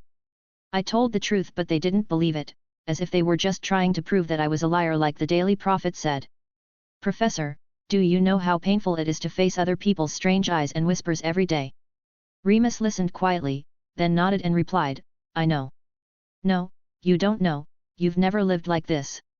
He wanted to tell Harry that he has experienced this kind of life for decades. But he didn't, he just couldn't tell Harry that he was a werewolf, at least not yet. Harry, people are forgetful, and by the next summer break, people won't remember these things anymore. At that time, there may already be new topics worth discussing, so there is no need to worry. Perhaps you're right, Professor. Harry whispered. Immediately afterwards he continued, but my life at school is not easy either. Remus showed a knowing look. Don't pay attention to the words of the students, in fact, young wizards always say some hurtful words without restraint, and they may not realize that this is inappropriate behavior. No, I don't care about them. Seeing Harry's brows furrowed tightly together, Remus asked, concerned, then you're talking about Lucas Grindelwald. Recalling that Sirius was under an animagus locking spell, he intended to learn about Lucas from Harry first. It's partly him, and partly Snape. Severus? Why? Professor, what did my father do to make Snape hate him so much, and even transfer his hatred to me? Looking at Harry's troubled look, Remus really didn't know how to explain it for a moment. After all, they had done so much to Snape back then. So much so that Remus himself couldn't remember. Well, it's just a little misunderstanding, your father used to make some innocuous jokes to Severus. Severus, you should also understand that he is more serious about this aspect. That's why there were some small conflicts. But I didn't expect Severus to pass these conflicts on to you. Don't worry, Harry, I'll talk to him later. Also, I want to reveal a secret to you. Back then, your father and Severus were rivals in love, and your mother Lily was very popular. But in the end it was your father who won, but I think it should be, after all, no one likes a guy with such a gloomy face. After he finished speaking, he imitated Professor Snape's usual expression. This made Harry laugh loudly. The two didn't know that their dialogue was all clearly heard by Lucas, who was outside the door. Lucas sneered, then raised his hand and knocked on the office door. When his figure appeared at the door, Harry quickly restrained his smile. Professor, this is the potion that Professor Snape asked me to bring to you. Seeing the Wolfsbane potion in Lucas' hand, Remus breathed a sigh of relief and his tense body also relaxed. As long as he has this, he can maintain his sanity during the full moon and not put anyone in danger. Thank Severus for me, please. He reached out to take the Wolfsbane potion, but the moment his fingers touched it, Lucas took the potion back. Professor, there is a saying that you shouldn't talk bad about the cook after you are already full. Remus realized that Lucas must have heard what they were talking about just now and blushed a bit in shame. Lucas then said with a sneer, being a human being you should at least know how to be grateful. This is the most basic courtesy. I also hope that you can be more objective when talking about certain things. After finishing speaking, he put the Wolfsbane potion on the desk. Use it slowly. Seeing the boy leave the office without looking back, Remus let out a long sigh, picked up Wolfsbane potion and pulled off the cork on it. Just when the potion was about to enter the mouth, Harry stopped him suddenly. Professor, I think you'd better be more cautious. Well, I mean, Snape has been coveting the position of Professor of Defense against the Dark Arts for a long time, and the whole school knows about it. Don't worry, Harry, I'll be fine. After he finished speaking, he drank the potion in one gulp. He shivered all over, and his spirit became a little listless. It looked as if he had lost all his strength. Professor, are you all right?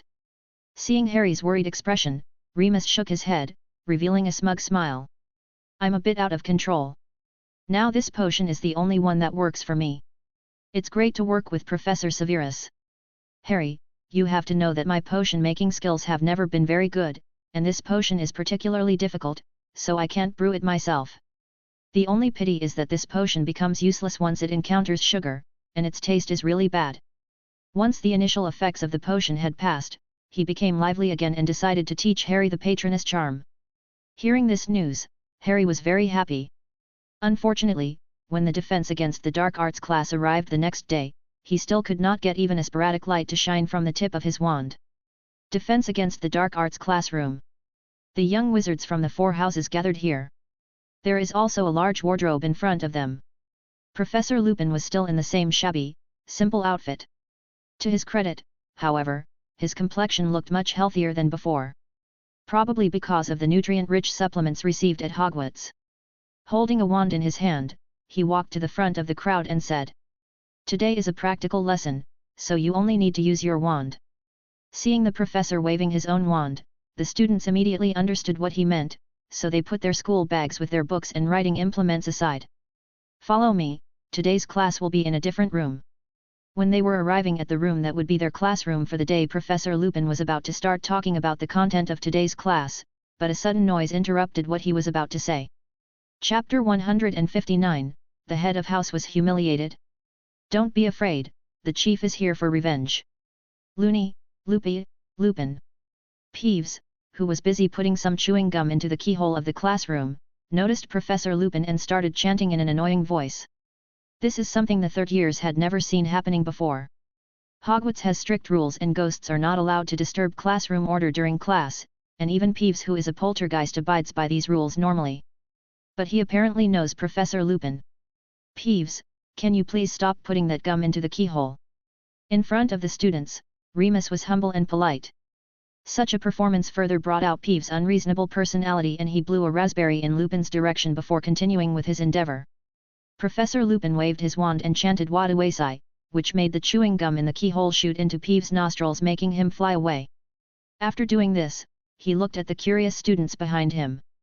Waduasai, a very useful charm, you should remember it. They looked at him with admiration, they didn't expect that this new professor could actually subdue the annoying Peeves.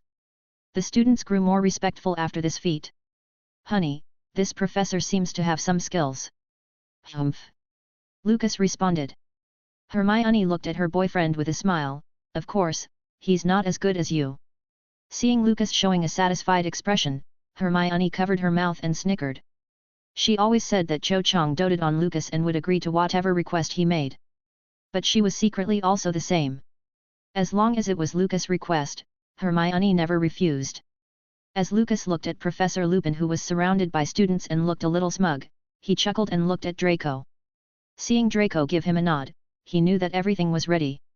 Now he just had to wait for Professor Lupin to dig his own grave. Okay everyone, please come inside, today we are going to have a very interesting class. Can anyone guess what's inside there? He said, pointing to a shaking wardrobe that was in the middle of the room. Does anyone know the answer? Hermione was the first to raise her hand. As long as a professor asks any question in class, she is always the first to raise her hand. What is surprising is that Harry also raised his hand to indicate that he wanted to answer. This is really surprising because of his low grades that are close to the level of his friend Ronald Weasley. This guy who always tried to avoid answering questions in class was like a different person today. Mr. Potter. Professor Lupin did not disappoint and picked his friend James' son to answer. That should be a boggart, it is a shape-shifting monster that can become what a person fears the most. Yes, very good, 5 points for Gryffindor. Professor Lupin's praise brought Hermione's dissatisfaction. She complained softly in her boyfriend's ear, Potter's answer is very simple, although it's not wrong, it doesn't answer the question completely. I don't understand why he still gets points like that. Seeing her displeased expression, Lucas replied in a low voice, don't worry, I'll help to vent your anger for you later. Professor Lupin did not pay attention to observe the situation of the students and was still happy that his friend's son answered the question. Mr. Potter's answer is correct, so let me explain it to you in detail. First of all, a boggart has no fixed form, or no one has ever seen it in its original form. They're often found in dark corners, inside wardrobes like this one, or even under your bed, waiting for a good chance to surprise you. So how do we deal with boggarts? He looked around at everyone, ignoring the hand held high by Hermione again. Mr. Potter, answer the question please. I think 2 people appearing in front of it at the same time should be useful. That's right. Everyone could sense the joy of Professor Lupin. He walked to the wardrobe, knocked on the door with his wand and continued. If you know you are going to face a boggart, you'd better find a companion. They often become confused because they want to scare 2 people at the same time and end up taking a shape that isn't scary at all. Of course, there are other ways to solve it. What they fear the most is laughter. If you're alone with it, try to think of something funny so they can't do anything to you. Having introduced another method, Professor Lupin talked about the spell they will learn today. Ridiculous. This is a spell specially designed to deal with boggarts. Face the fear in your heart, imagine it with a funny look, and then use the spell. It's that simple, boggarts won't be able to bother you anymore. Next, draw out your wands and practice with me. Ridiculous. The crowd waved their wands after Professor Lupin. When everyone had memorized the spell, Professor Lupin looked at Neville Longbottom, who was standing in the middle nervously. Mr. Longbottom, tell me, what are you most afraid of? Being called out suddenly, Neville was a little at a loss, but seeing Professor Lupin's encouraging eyes, he still whispered, Professor Snape. What? Professor Lupin didn't seem to hear clearly. Seeing this, Neville raised his voice and said, Professor Snape. Ron added at this point, we're all afraid of Snape, it's just that Neville makes so many mistakes in every potions class that he's absolutely terrified of him. Hearing this explanation, Professor Lupin nodded, Neville, draw out your wand and let me tell you what to do. I remember you live with your grandmother, right? Please not her, she also scares me. Neville whimpered a bit. Hearing this, Professor Lupin said, not that, but can you tell everyone what kind of clothes she usually wears? Neville frowned, and it took him some time to speak. She usually wears a teal gown, a pointed hat with a big stuffed vulture on top, and a fox fur scarf. What about the bag? Professor Lupin reminded him. Yes, she still has a red handbag with her all the time. Very well, then I will teach you how to face boggarts. After he finished speaking, he came to Neville's side and whispered a few words in his ear. No one knew what he said, all they saw was a smirk on the corner of Neville Longbottom's lips. Professor, is this really okay? Of course, trust me, so are you ready? Seeing Neville nod, Professor Lupin swung his wand, and the lock of the wardrobe was unlocked. The moment the door opened, the boggart inside turned into what Neville feared. Everyone saw Professor Snape coming out of the closet. Boggarts are truly amazing magical creatures that can actually imitate a person very vividly. Even the students of Slytherin couldn't see any flaws in the transformation. Professor Snape's deterrence was quite strong, his appearance caused some students to take a step back unconsciously. Neville swallowed nervously. Neville, remember what I said, you can do it. Hearing the encouragement from Professor Lupin, Neville took a deep breath, trying to imagine what the professor had just told him in his mind. Ridiculous! Accompanying his shout, a ray of light flew out from the tip of his wand. The Snape boggart who was hit immediately changed into the costume of Neville's grandmother. But the problem was that it was still using the looks of Professor Snape. The students in the classroom laughed out loud and even Lupin was the same. But everyone didn't notice that the students of Slytherin House all had gloomy faces. Damn it, how dare this incompetent bastard do something like this? Pansy Parkinson frowned and had even drawn her own wand, wanting to curse Longbottom. The same is true for other Slytherins' expressions. Draco waved his hand to stop everyone and turned to look at Lucas Grindelwald in front of everyone. Others also looked over upon seeing this. Everyone is waiting for Lucas, who is the chief of their house, to make a statement. Under the gaze of everyone, Lucas took out his wand. Just when the other students were still immersed in their laughter, a cold voice overwhelmed everyone's laughter. Pestis incendium. Professor Lupin was taken aback. When he turned to look in the direction of the voice, he saw the crimson flames had already overwhelmed the boggart and were about to reach him. He narrowly escaped the fiend fire and broke out in a cold sweat. But that boggart didn't have the same luck as him and was burned to ashes together with the wardrobe behind him almost in an instant. The heat wave from fiend fire filled the room, making the students retreat again and again. Soon there were only Professor Lupin and Lucas Grindelwald holding a wand in the middle of the classroom. Professor Lupin, I remember telling you yesterday that scolding the cook when you are full is a very immoral thing, and it can even make people feel that you are very despicable. Seeing Lucas' cold eyes, Professor Lupin suddenly felt embarrassed. Just when he was about to say something, suddenly, a questioning voice came from the crowd. Chapter 160, Harry, Lucas is crazy.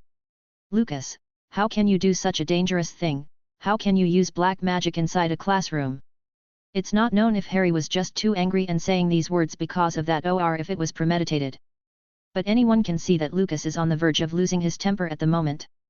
At this time, Harry said these words in a questioning tone, which is not going to get any good results. Oh! The boy who lived, the savior of the wizarding world, Mr. Harry Potter.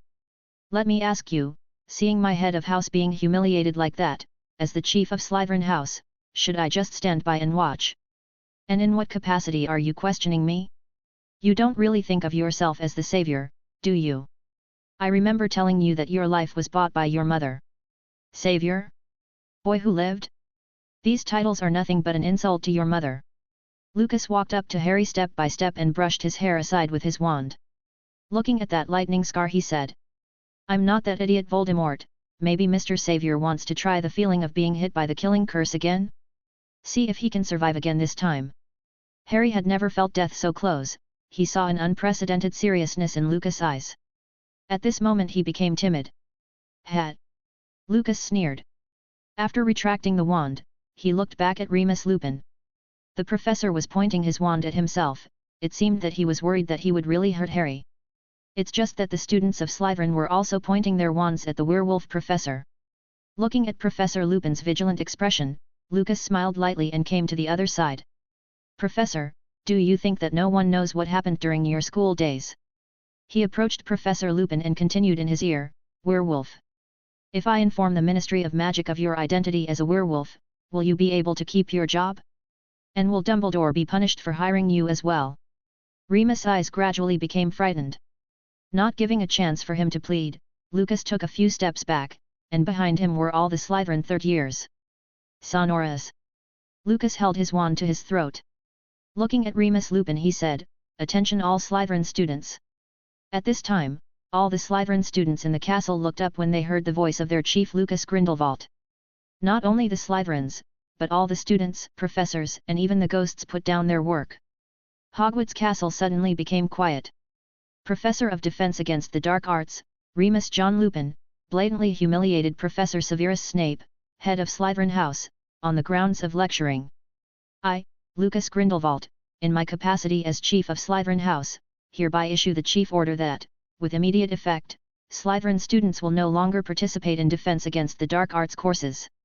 Until Professor Remus John Lupin publicly apologizes to the head of our house, otherwise this chief order will continue for as long as he keeps being the Professor of Defense Against the Dark Arts. Lucas finished speaking. The third-year Slytherins with Draco in the lead held their wands in front of their chests. While bowing to Lucas, they all said, "As you command, Chief." At the same time, everywhere in the castle, as long as they are students of Slytherin, they are making the same movements at this moment. The students and professors in other houses still don't understand what's going on. Lucas moved his wand away from his throat and glanced at the stunned Professor Lupin with a half-smile. "Humph. Let's go." Lucas picked up his school bag from the side and didn't notice that the Marauder's map in the bag fell to the ground. Maybe it's not that he didn't notice, but he deliberately pretended not to see it. The Slytherin students followed behind him, striding towards the door of the classroom. "Who do you think you are scaring with that? It's better if you don't come to class," Ron muttered in displeasure. As soon as the words were finished, Lucas was seen waving his wand and a spell sealed Ron Weasley's mouth shut. Professor Lupin slumped against a nearby table and his expression looked very depressed. "Professor?" Harry's tone revealed concern. Remus forced a smile and said, "I'm fine, today's class is over here, let's go rest first." When everyone left, Remus took a deep breath. He needed to go to the headmaster's office. Only Headmaster Dumbledore can help him at this moment. At the same time, in the corridors of the castle, Draco looked at Lucas and said, "It was so cool what you did just now." Seeing the excited expression on his face, Lucas just smiled slightly. If it wasn't because he needed to get Dumbledore's attention, he would not choose such a troublesome way. Threatening Harry Potter, Dumbledore should be even more worried of what Lucas could do now. When he was thinking about his plans, a system prompt interrupted his thoughts. Ding! Congratulations to the host for completing a new achievement, unique, reward, 500 achievement points. The headmaster's office at Hogwarts at this time. Dumbledore's raised hand stopped in midair and there were still a few lemon drop candies in his hand. It can even make the old bee stop eating sweets. It is conceivable that Lucas' chief order just now shocked him quite a lot. Headmaster Dumbledore. The voices of Professors McGonagall and Lupin came from down the spiral staircase. Professor McGonagall walked into the office first. From the expression on her face, one could feel the anxious mood of Professor McGonagall at the moment. Professor Lupin followed behind with an apologetic face. "Remus, what happened?" Facing the headmaster's inquiry, he didn't dare to hide anything, so he explained in detail what happened in the classroom. It also included Lucas threatening Harry Potter. "You mean Lucas threatened Harry in front of everyone?" Seeing Remus nod, Dumbledore pondered for a moment. "Don't worry, I'll take care of it, Remus, you go back first. Defense Against the Dark Arts class should keep going on normally, just leave the rest to me." "Thank you, Headmaster, I have caused you trouble again." Why did he say again? This probably has something to do with his identity as a werewolf. It was Dumbledore who took Remus in as a student fully knowing he was a werewolf, making him the first werewolf ever to be admitted to a magic school. And now it was also Dumbledore who invited him to Hogwarts as a professor, solving his job problem. At least he no longer needs to worry about food and shelter for a period of time in the future. This time, he didn't mind his identity as a werewolf and gave him such an important job, which made him incredibly grateful to Dumbledore. But he just caused a lot of trouble for the headmaster. So Remus had a look of apology and guilt from the moment he entered the door. Waiting until Remus leaves the headmaster's office, Dumbledore's gaze went to Professor McGonagall, who was standing aside. If you ask the whole of Hogwarts which two people he trusts the most, one is Severus Snape. Because he held the weakness of the potions master. Dumbledore was very confident, as long as Harry Potter was still at Hogwarts, Snape had to do his bidding. The second is Professor Minerva McGonagall, the two have worked together for decades. Back then against Gellert Grindelwald, it was McGonagall who stabilized the situation at the rear. The two could be called Dumbledore's most important support. Minerva, go get Severus later. If we want to solve this matter, we need to start with him. Professor McGonagall nodded, turned, and walked out of the headmaster's office. In his office that became deserted again, Dumbledore looked out the window lost in thought. Threatening Harry? Was it caused by extreme anger, or did he finally reveal his true nature? Lucas Grindelwald, what an elusive kid. Potions office.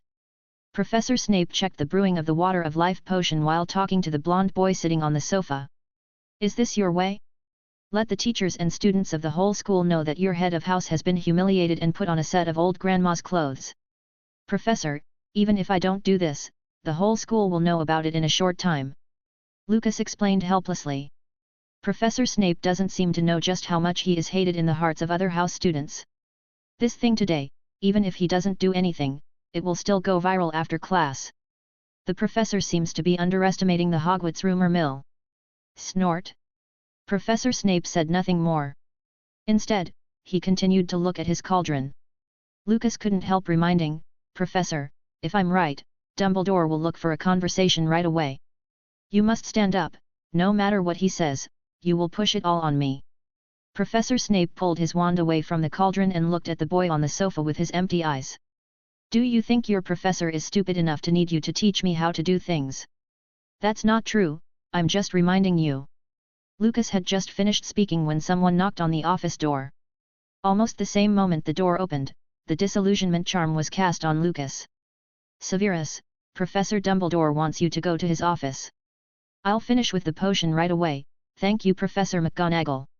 Professor McGonagall has never been sloppy. After conveying the news, she turned around and walked out of the classroom. It's still class time and the students are still waiting for her to go back to class. After a while it was time for the students to get out of class. As more and more students walked out of their classrooms, everyone immediately gathered together to discuss what they heard in class just now. Chapter 161, Professor Lupin gets the Marauders map. Slytherin Common Room. Astoria gathered the first-year students here. Did you all hear what the Lord Chief said just now? Heard it. Very well, the Lord Chief's words, we must obey unconditionally, from today onwards we will absolutely not go to the defense against the dark arts class, and we will not even pass there. Yes, Chief. Slytherins from other years passed by and seeing what Astoria was doing, they smiled faintly. Although it has only been a few days, the Slytherins are no strangers to this little fangirl of their chief. Because she always uses all her limited free time to collect all the information about the chief. What happened in defense against the dark arts class today didn't seem to cause much trouble at Slytherin House. Everyone just followed Lucas' chief order, with no one discussing or expressing their personal opinion. This shows their unconditional trust and support for Lucas. But that's not the case for the other three houses. The Eagles thought Lucas was being irrational because this will make them miss a lot of knowledge. And Hufflepuff's Badgers simply thought it was cool what Slytherin House was doing. Cedric, I heard that you know the chief of Slytherin. Can you introduce us? Several members of the Hufflepuff Quidditch team surrounded him and this troubled Cedric quite a bit. Although we know each other, we just met by chance, in fact, we didn't get to know each other that well. You are the most popular guy in our house, be confident and try it out. Well, if there is a chance, I will try it. Hearing Cedric agree to their request, the Quidditch team members left contentedly. Looking at their happy faces, they seem to be happy they are going to meet Lucas soon. As for Gryffindor House, the lions and the snakes have never gotten along. Besides, their golden boy was threatened this time. This makes most Gryffindors hate Slytherin even more. As chief of the Slytherin House, Lucas is synonymous with evil within Gryffindor. Many people discuss Lucas' conspiracy theories privately. Even some jealous guys also said that he used some evil spell and that's the reason why girls such as Hermione were so obsessed with him. Every time these topics are discussed, Ron Weasley is bound to be on the scene and make a wonderful speech that gets more exaggerated each time. And the rest of the Weasley family, well, they were wise enough to stay away from these people. No need to mention Ginny and the twins. And Percy, the current head boy, is already planning his future job. For Percy, who wants to work in the Ministry of Magic, he would never try to offend Lucas, who was on good terms with Minister Fudge. Aside from the students discussing the incident, even the ghosts were talking about it among themselves. The Bloody Baron, as the resident ghost of Slytherin, with his tough attitude, he was busy driving away the ghosts near the defense against the dark arts classroom. Sir Nicholas, who has a good impression of Lucas, also sided with Lucas in the discussions. Everyone, Mr. Grindelwald just defended his head of house, which is not wrong. Nick had just finished speaking when objections were immediately raised by other ghosts. But he attacked the boggart with fiend fire, which is black magic, and nearly hurt his professor. Ha ha ha, stupid Lupin deserves it, he deserved it, I'm going to tell everyone the good news. Peeves then passed by. If you want to know who is the happiest, then it must be him. In the past, he was often at war with the members of the Marauders and lost way more than he won. Throughout the castle, all topics seemed to revolve around Lucas. Talking about him, he was relaxedly strolling with his girlfriends by the Black Lake.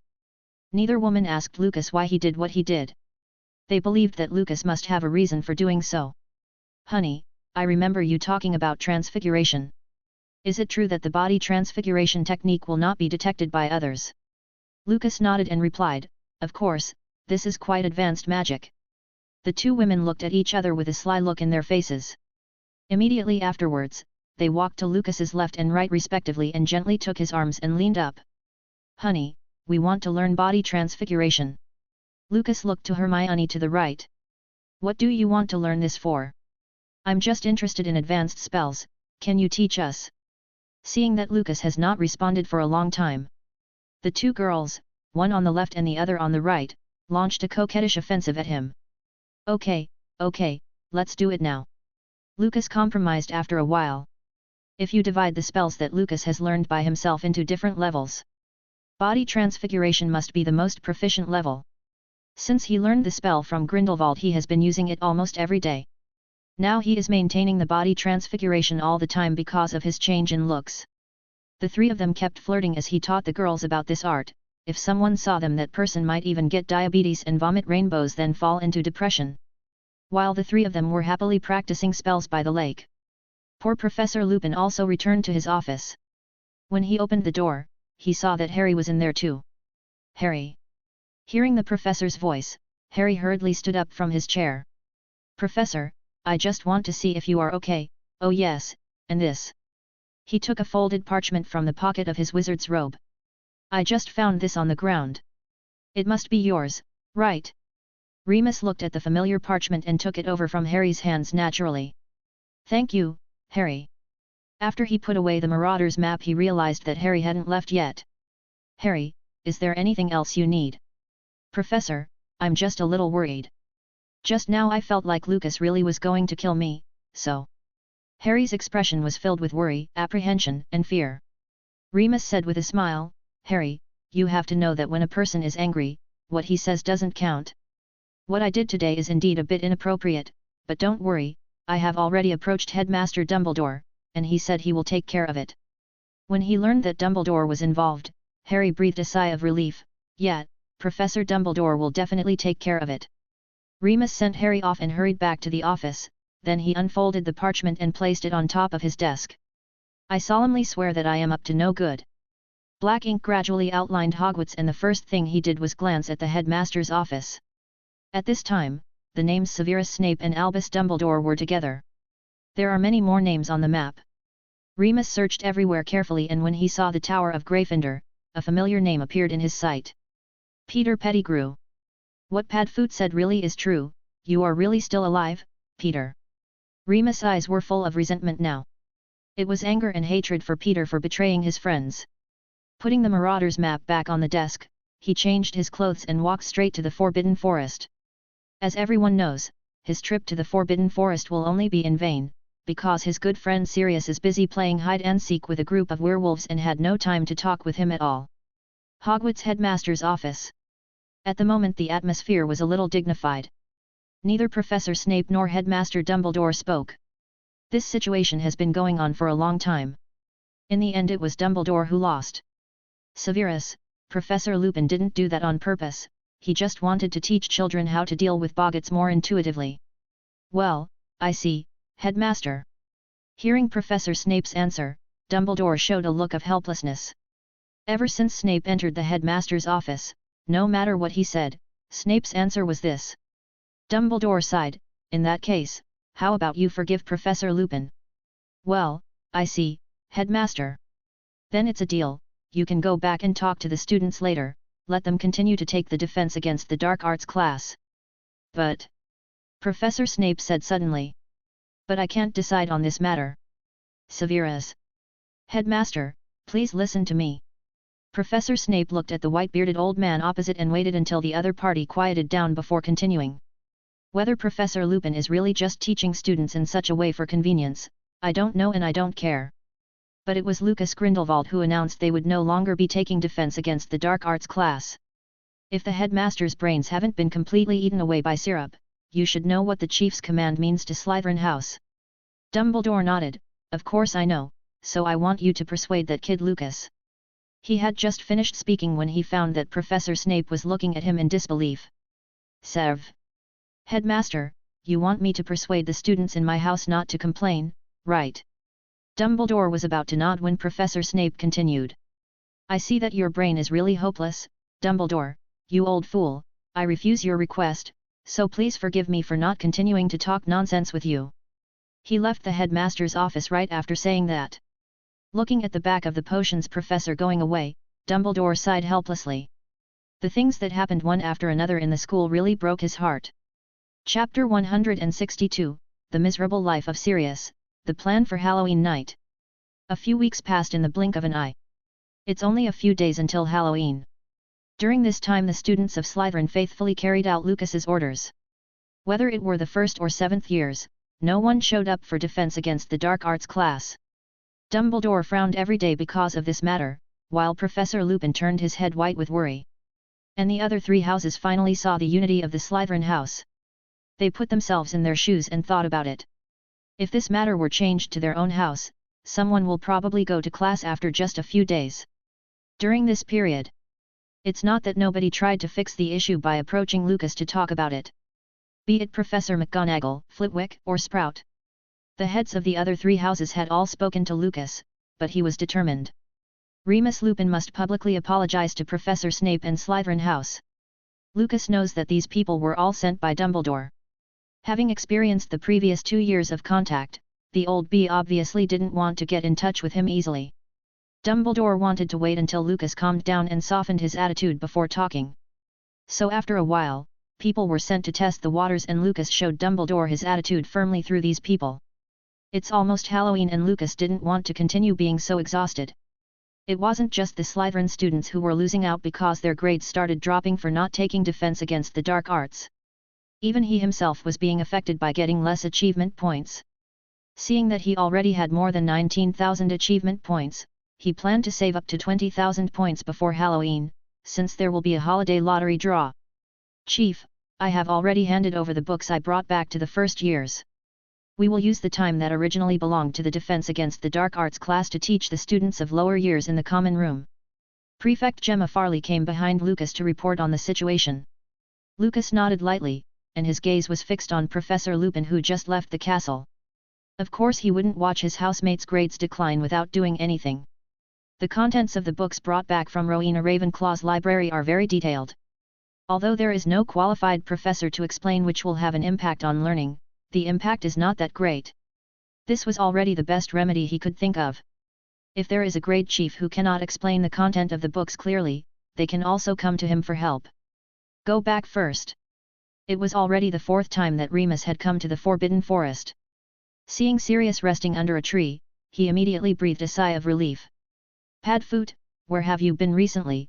Don't you know I've been looking for you for a long time? He had just finished speaking when he saw Sirius running towards him. Looking at the tears in the corners of the dog's eyes, he was at a loss. Half an hour later after a lengthy tale, it was only then that Remus realized what Sirius had been up to these days. Werewolves? Werewolves in the Forbidden Forest will never come out of the depths, did you provoke them somehow? Sirius shook his head hastily, his dog face was full of grievances. Seeing this, Remus sighed, forget it, I came today to tell you that I found Peter. After saying these words, his eyes became a little rejuvenated. Thinking back to those days, remembering their times together as the Marauders. They used to make the professors feel headaches just by seeing them. But now? He was really poor, and if it wasn't for Dumbledore's help, he might not be able to live on. Sirius was wronged and sent to Azkaban for 12 years. Peter Pettigrew pretended to be a mouse and hid for 12 years. But the worst are James and Lily. Betrayed by Peter, leaving their child behind to live the life of an orphan. Well. Seeing Remus sigh, Sirius' eyes were full of puzzlement. Having proved that Sirius was saying the truth, Remus can finally open up to him and recount everything that had happened recently. Hearing of Lucas taking the Slytherin students to make trouble for his friend, Sirius's violent temper came up at once. If it wasn't for Remus stopping him, maybe this reckless guy would have really rushed into the castle and thrown himself into a trap. Don't worry, Dumbledore will take care of it. I'm here this time to discuss with you about capturing Peter. I'm planning to do it on Halloween night, and you will come in to help then. When we catch Peter, we will take him to Dumbledore and ask him to help prove your innocence. When talking about business, Sirius was still serious. Although there is no serious expression on his dog face, he nodded and agreed with Remus' suggestion. But it suddenly occurred to him that he couldn't undo his animagus transformation now. It's okay, I've already thought about it, we can enter through another secret passage. Remus said as he took out the Marauder's map. As something they made together when they were in school, this map carries many memories of the 4 Marauders. A total of 7 secret passages are recorded on the Marauder's map. Most of these were found by James Potter with the invisibility cloak. One of them leads from the inside of the castle to the Quidditch pitch. The exit of this secret passage is a trapdoor and it doesn't use magic or a password to open like the One-Eyed Witch's passage. For Sirius who can't transform now, this is the most suitable place. The two squatted under the big tree in the Forbidden Forest and discussed it for a long time. Professor Lupin did not return to the castle until it was dark. Time flies. In the blink of an eye, it's almost Halloween. Halloween is approaching, and the students are very excited. Everyone gathered in the Great Hall for dinner. It's still a day away from the Halloween feast though, but the food in the evening is already very rich. Just when everyone was busy enjoying the delicious food, a black figure entered Hogwarts through the secret passage of the Quidditch pitch. Maybe it's because of the decline in IQ after becoming a dog or the animal instincts, but Sirius couldn't even control his temper well. After successfully entering the castle, he made his way to Gryffindor Tower at once. At this time, the fat lady was chatting with several people in the portrait next to her. Suddenly, she heard a dog whimpering from under her feet. Is this some student's pet? I don't remember anyone in Gryffindor having a dog. The fat lady glanced at the black dog under her feet, then turned around and asked a few companions beside her. Most of them just shook their heads in denial, only the old man in one portrait frowned. I seem to have seen this dog somewhere. All the portraits focused on the old man. At this moment, almost headless Nick floated out of the Gryffindor common room. Oh, isn't this Mr. Sirius Black? The surroundings suddenly became quiet and the portraits looked at the black dog in front of the fat lady in horror. The old man in the portrait also remembered at this time. That's right, it's Sirius Black. His animagus form is a black dog. I saw it once by chance. It's a pity that it came to mind a little later. Sirius bared his teeth and lunged at the fat lady, the sharp claws instantly tore up the fat lady's portrait. As a soprano at Hogwarts, although the fat lady sang badly, she was definitely loud enough. It wasn't long before Harry and Ron left the Great Hall. When he learned that Harry has been practicing the advanced Patronus charm recently, Ron was very envious. So you're about to master the Patronus charm? Professor Lupin said that I am still a little short of it, and I will be ready after practicing hard for some time. Harry was feeling smug seeing the envious eyes of his friend. Then he told Ron that Professor Lupin was drinking a potion made by Snape. Did he really drink it? Ron said in surprise. Seeing Harry nod, Ron said in disbelief, did Professor Lupin die? I tried persuading him.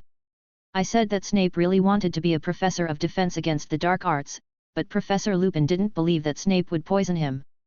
Harry spread his hands helplessly. When he was planning to continue talking, the fat lady's screams came from the 3rd floor. When the two reached outside the Gryffindor common room entrance, the stairs were already full of people. Hey, why don't you go in? Ron shouted from behind the crowd. That's when Ginny stepped out of the crowd. The fat lady is gone, someone attacked her and tore her portrait. Both Harry and Ron were stunned. Especially Harry, he made his way through the crowd and arrived in front of the portrait of the fat lady. Looking at the marks left by the dog's claws on it, he suddenly felt chills all over his body. He's here, it must be him. Harry, who's here? Seamus asked curiously after hearing this, but Harry just shook his head and prepared to leave, but just happened to meet Dumbledore and the professors. Percy, as this year's head boy, saw the professor's arrival and hurriedly stood up to maintain order. "Get out of the way, let the professors through first, I'm the head boy, listen to me." Percy's shout even overwhelmed the discussion of the crowd. After Dumbledore checked the portrait, he immediately asked the people around him, "Where's the fat lady?" The students looked around at the portraits, trying to find the missing fat lady. At this time, Peeves came to the crowd. "Oh, the fat lady is so miserable. I saw her hiding in the landscape painting on the 4th floor, running in the woods for a while, and hiding there. How pitiful." Dumbledore parted the crowd and looked gravely at Peeves in the air. "Did she say who did it?" Peeves laughed and nodded.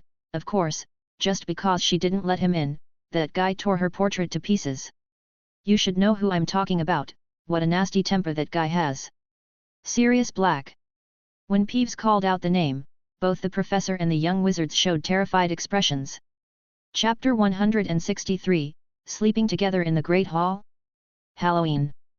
Hogwarts is facing an unprecedented crisis. The most wanted man, Sirius Black, broke in. Castle entrance. Professor McGonagall and Professor Flitwick faced the door and waved their wands. The doors that hadn't been closed for an unknown amount of time closed together heavily. The two professors cooperated to cast a spell, and the 88 magic mechanism locks were activated. The last lock fell and the lights in the castle went out one by one. Looking from the outside, Hogwarts, which was originally blazingly bright, seemed to have a sudden power outage. The original laughter of the students was gone and all that remained was deathly silence. Great Hall. This place was originally used for eating and holding feasts.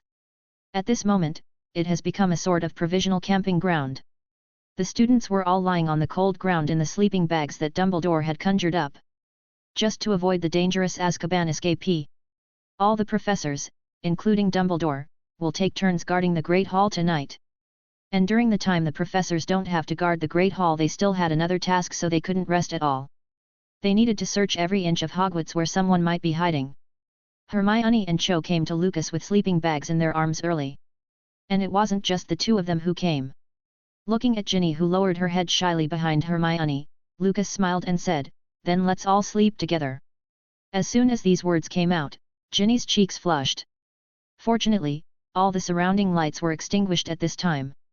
Only the dim starlight from the ceiling was left, and it doesn't provide enough lighting for people to notice her abnormality. Seeing Hermione rolling her eyes, Lucas coughed dryly. He also realized that what he just said was inappropriate. "I mean, we sleep next to each other. This doesn't sound that good either." Luckily Hermione came out to save him. "Ginny, ignore him, you sleep next to me." After fumbling for a long time, they finally found a position to place their sleeping bags. Lucas slept in the middle, Hermione and Cho Chang slept on either side of him, while Ginny was next to Hermione's sleeping bag. The four of them got in quickly, but couldn't fall asleep for a while. Hermione looked at the ceiling and said, "It looks so beautiful at this time." The other two girls followed and made a voice of approval.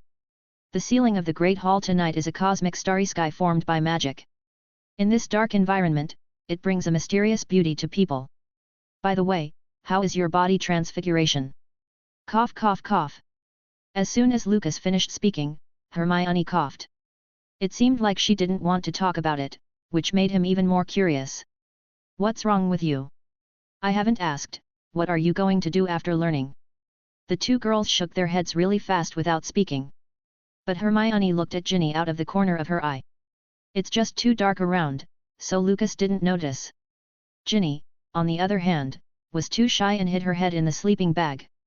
She didn't want to come, but Hermione forcefully pulled her over. Certainly, if she really doesn't want to, no one can force her. Ginny sneaked her head out of the sleeping bag, looking at Lucas through the faint light coming from the ceiling. At this moment, all her attention was on the blonde boy. As for what the others were talking about, she didn't hear it at all. "By the way, Crookshanks has been outside again these last 2 days, and I haven't seen him appear for 2 nights. Hearing Hermione complain, Lucas wanted to tell her that her cat and a black dog formed a rat hunting team. He might be chasing that fat rat somewhere in the castle right now. In fact, it was almost the same as he guessed. But there are no dogs, only cats. Pettigrew Peter couldn't understand just why this fat ginger cat could always find him so easily. The most annoying thing is that after being caught, the cat didn't intend to eat him. Instead, he kept beating him with its paws, as if it was treating him like a toy.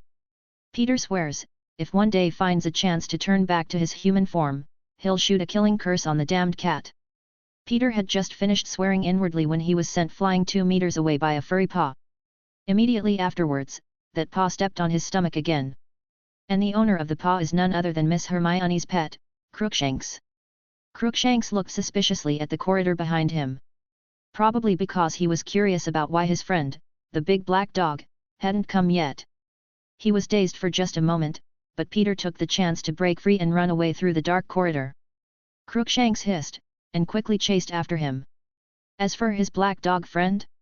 At the moment, he was hiding in the Defense Against the Dark Arts office dejectedly. Padfoot, when will your impulsive and reckless character change? Didn't 12 years of Azkaban teach you to calm down? The one who answered Remus was Sirius Black the dog, wagging his tail and sticking out his tongue. Don't think that this stupid act of yours will work. You clearly agreed to do it tomorrow night. Why did you go to the Gryffindor common room in advance? Woo! Looking for Harry? Sirius nodded quickly, he just wanted to see his godson. It's just that the fat lady wouldn't let him in. Such a thing was done in a fit of anger. Remus sighed helplessly after learning the whole story. You have alarmed everyone now, you will stay in my office tonight, and before dawn tomorrow, you will leave as soon as possible through the secret passage. Sirius nodded aggrievedly. Just when he was about to say something more, he suddenly changed back into a human form. I changed back. He looked at his palm and touched his cheek again. Sirius' eye sockets gradually became moist. Moony, I'm back. I never thought I'd be so happy to get rid of my animagus form one day. Remus looked at his excited friend and patted him on the shoulder to shut him up. If the professor on patrol heard him, both of them would suffer. While Sirius turned back into human form, the two made plans for the future. When mentioning the name Lucas Grindelwald, Sirius grimaced again. Probably because he has been a dog for so long, he has forgotten what a human being should look like when he is angry. At the same time, the moment Sirius transformed back into human form, Lucas also received feedback from the spell. Based on the approximate feedback direction of the spell, it is possible to guess where Sirius is hiding. At this time, Dumbledore and Professor Snape came in through the door. Filch searched the Olary, but he found nothing. Professor Aurora Sinistra searched the astronomy tower, also found nothing. I came from the dungeons and found no sign of Sirius Black. Dumbledore nodded and said, Thank you, Severus. It seems that Sirius is hiding somewhere we can't find, which doesn't really come as a surprise. When they were in school, they studied this castle thoroughly, even better than me. Notify the other professors to take precautions, I believe he will not stay for long. Professor Snape nodded in response. Then it was conveyed to Filch behind him, asking him to help notify other professors as well. Dumbledore was watching the students fall asleep and Snape followed behind him. It's quite amazing, he broke into Hogwarts single-handedly and left no trace. Headmaster, how do you think he got in? There are many possibilities, I don't want to make random guesses. Professor Snape was very dissatisfied with Dumbledore's answer. Headmaster, you should understand what I'm worried about the professor you hired before the semester started. Severus, none of the Hogwarts professors will help Sirius get in, I can assure you. Dumbledore said seriously. I think the castle is still safe, let the children go back when they wake up. Now we need to deal with another matter. We should go and have a good talk with Mr. Grindelwald, and talk to him about Sirius and Harry by the way. Dumbledore and Professor Snape walked slowly towards the corner. Neither of them noticed that Harry, not far away, was still awake and listened clearly to the conversation between them. When Harry heard that Dumbledore was going to discuss Sirius and himself with Lucas, he suddenly felt doubtful, this was clearly a matter between him and Sirius. So he couldn't figure out why Dumbledore went to Lucas to discuss it. Is there anything he can do about it? Harry just felt a little jealous, but then the curse of desire kicked in. No one noticed the red light that flashed in Harry's eyes, the speed was so fast that even Harry himself hadn't noticed it. The next moment he made a bold decision, he wanted to find Sirius Black, to find him faster than Lucas. Mr. Grindelwald, if you haven't heard already, I would like to speak with you. Lucas in the sleeping bag opened his eyes sharply. Of course, Headmaster, I have been waiting for you for a long time. Hermione and the others also heard the conversation between the two. He gave the two girls a comforting kiss on their cheeks, then patted Ginny on the head, reassuring her that he was fine.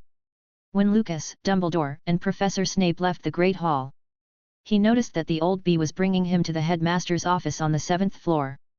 Chapter 164, An apology is a must, but how to apologize can be discussed.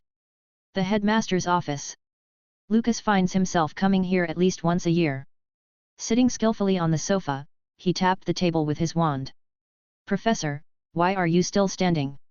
Seeing Lucas' skilled movements and the black tea in his hand, Professor Snape wanted to ask him why he was so familiar with this. Severus, go ahead, sit down. Complying with Dumbledore's invitation, Snape took a seat in a corner of the sofa. We meet again, Lucas. I heard about your performance on the Hogwarts Express. You and the students in Slytherin are very good. It's a pity that the school hadn't officially started at that time, otherwise I would have given Slytherin House extra points. The old bee is still the same. At the beginning, he will praise you first, and then he will ask questions with a puzzled expression in his grandfatherly style. I heard something unbelievable recently. You cast fiend fire in class and threatened to put a killing curse on Harry. Is that true? After Dumbledore finished speaking, he looked at the boy sitting across from him. Unexpectedly, the other party was holding a cup of tea in one hand and looking at him with interest while touching his chin with his other hand. Dumbledore had a feeling that he just seemed to be seen through by the young man in front of him. That's also why he didn't want to make contact with Lucas. Lucas put the teacup back on the round table. The knocking sound produced by the cup and the table was like knocking on Dumbledore's heart. He knew all too well. If he doesn't pay something this time, Lupin's matter, he's afraid it will not be so easy to solve. His heart hurt at the thought of being blackmailed by Lucas again. Headmaster, I thought you called me here today just to talk about Professor Lupin. It seems that I was wrong about it, so I will go back first, and I will come back when you are ready to solve Professor Lupin's problem. Lucas stood up, straightened his robes, and walked towards the door. Judging by his appearance, it seems that he is not joking. Lucas, wait, we are going to solve Professor Lupin's problem this time. The way Dumbledore got up to persuade him to stay, looked so hasty and embarrassed. His appearance really surprised Professor Snape at the side. What surprised Snape even more was the blonde boy at the door. He didn't expect his student to dominate the conversation with Dumbledore. Well then, since the headmaster wants to talk, let's have a good chat. Lucas returned to his seat and answered Dumbledore's question just now. Headmaster, you should know that people who are extremely angry will sometimes say things they don't really mean, don't you? As for my use of fiend fire, I don't think there's anything to be surprised about. After all, it's not the first time I've cast it and I'm quite proficient in it, so no one I didn't want to get hurt would have been hurt. Or is it that the headmaster, like our great savior, believes that as long as someone uses the dark arts, he must be a dark wizard? Of course Dumbledore couldn't admit it, so he waved his hand and said, of course not, in fact I am quite proficient in them as well, and sometimes the dark arts can also help us. So, do you still have any other questions? If not, can we start discussing Professor Lupin's matter? Lucas' tone was slightly annoyed.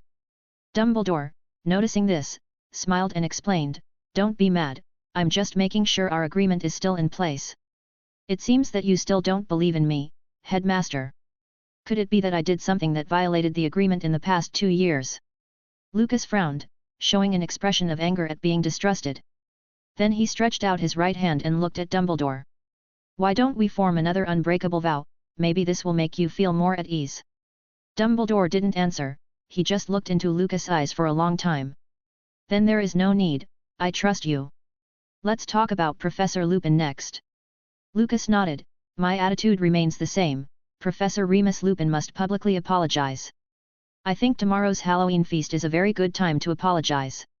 What do you think, Headmaster? Hearing what Lucas said, Dumbledore shook his head quickly. You should know that if Professor Lupin makes a public apology, it will be very detrimental to his future teaching, and it will damage his image as a professor. Lucas disagreed with the old bee's statement. Then you must think that my head of house, Professor Snape, being humiliated like that will not do any damage to his image. Don't forget, Professor Snape is not only the potions professor at Hogwarts, but also the head of our Slytherin house. That malicious humiliation is tantamount to humiliating our entire Slytherin house. So I hope you can understand that what I represent at this moment is not a personal opinion, but a resolution shared by all students of Slytherin house. Hearing this, Dumbledore fell silent. But there was a wave in Professor Snape's eyes. He suffered a lot during his childhood and he has almost never received the care of others. Finally met Lily Evans, who became the only light in his dark and lonely life, but because of a series of accidents, he ended up causing her death instead. Severus Snape, his life is full of unfortunate events. At this moment, he could feel the care from his own students and was inexplicably moved. He didn't expect that the students who always avoid him on weekdays would care about him so much. Lucas didn't know that the old bat's imagination was working overtime beside him. Facing Dumbledore's hesitation, he immediately showed the trump card in his hand. Headmaster, I think it's better to apologize and feel a bit of shame than to expose Professor Lupin's identity as a werewolf, right? Dumbledore looked at Professor Snape, thinking that he had leaked Lupin's identity. Don't look at Professor Snape. Do you think that with my ability, I can't find out the identity of a simple werewolf? Thinking about it carefully, although the foundation of the Saints group in England is still shallow, it was more than enough to investigate a single person. Thinking for a long time, Dumbledore sighed. How can you not reveal the identity of Professor Lupin? Headmaster, you really let me down. Do you think I'm the kind of guy who grabs the handle and blackmails others?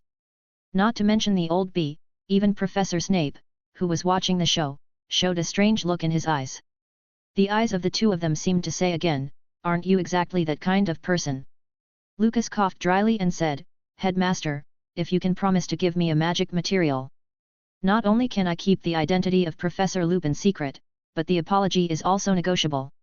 After all, the prestige of a professor is still very important. Dumbledore hadn't spoken yet when Professor Snape's face turned gloomy. Feeling the low air pressure coming from his side, Lucas turned his head and said, Professor, we are all colleagues, and sometimes we should suffer a little bit of grievance. Snape was angry in his heart.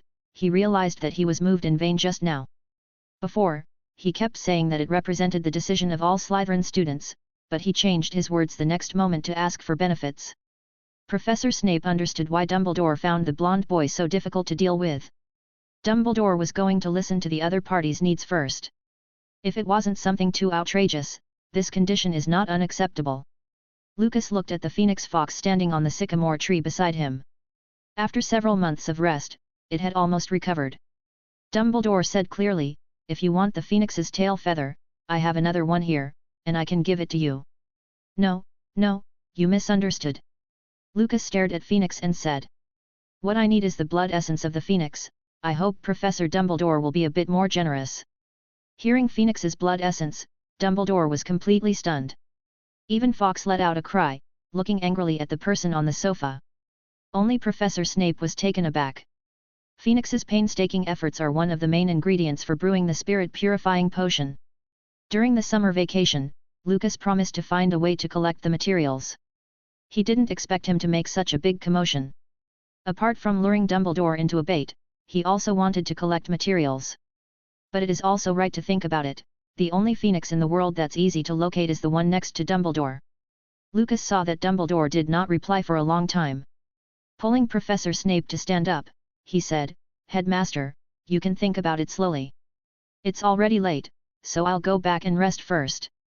After that, he walked towards the door, muttering as he walked, I don't know what's wrong recently, I always talk in my sleep in the middle of the night. If I accidentally tell someone's little secret, that person will probably suffer, especially today, since all the students are sleeping in the Great Hall. While speaking, Lucas had already arrived at the spiral staircase and was about to walk down.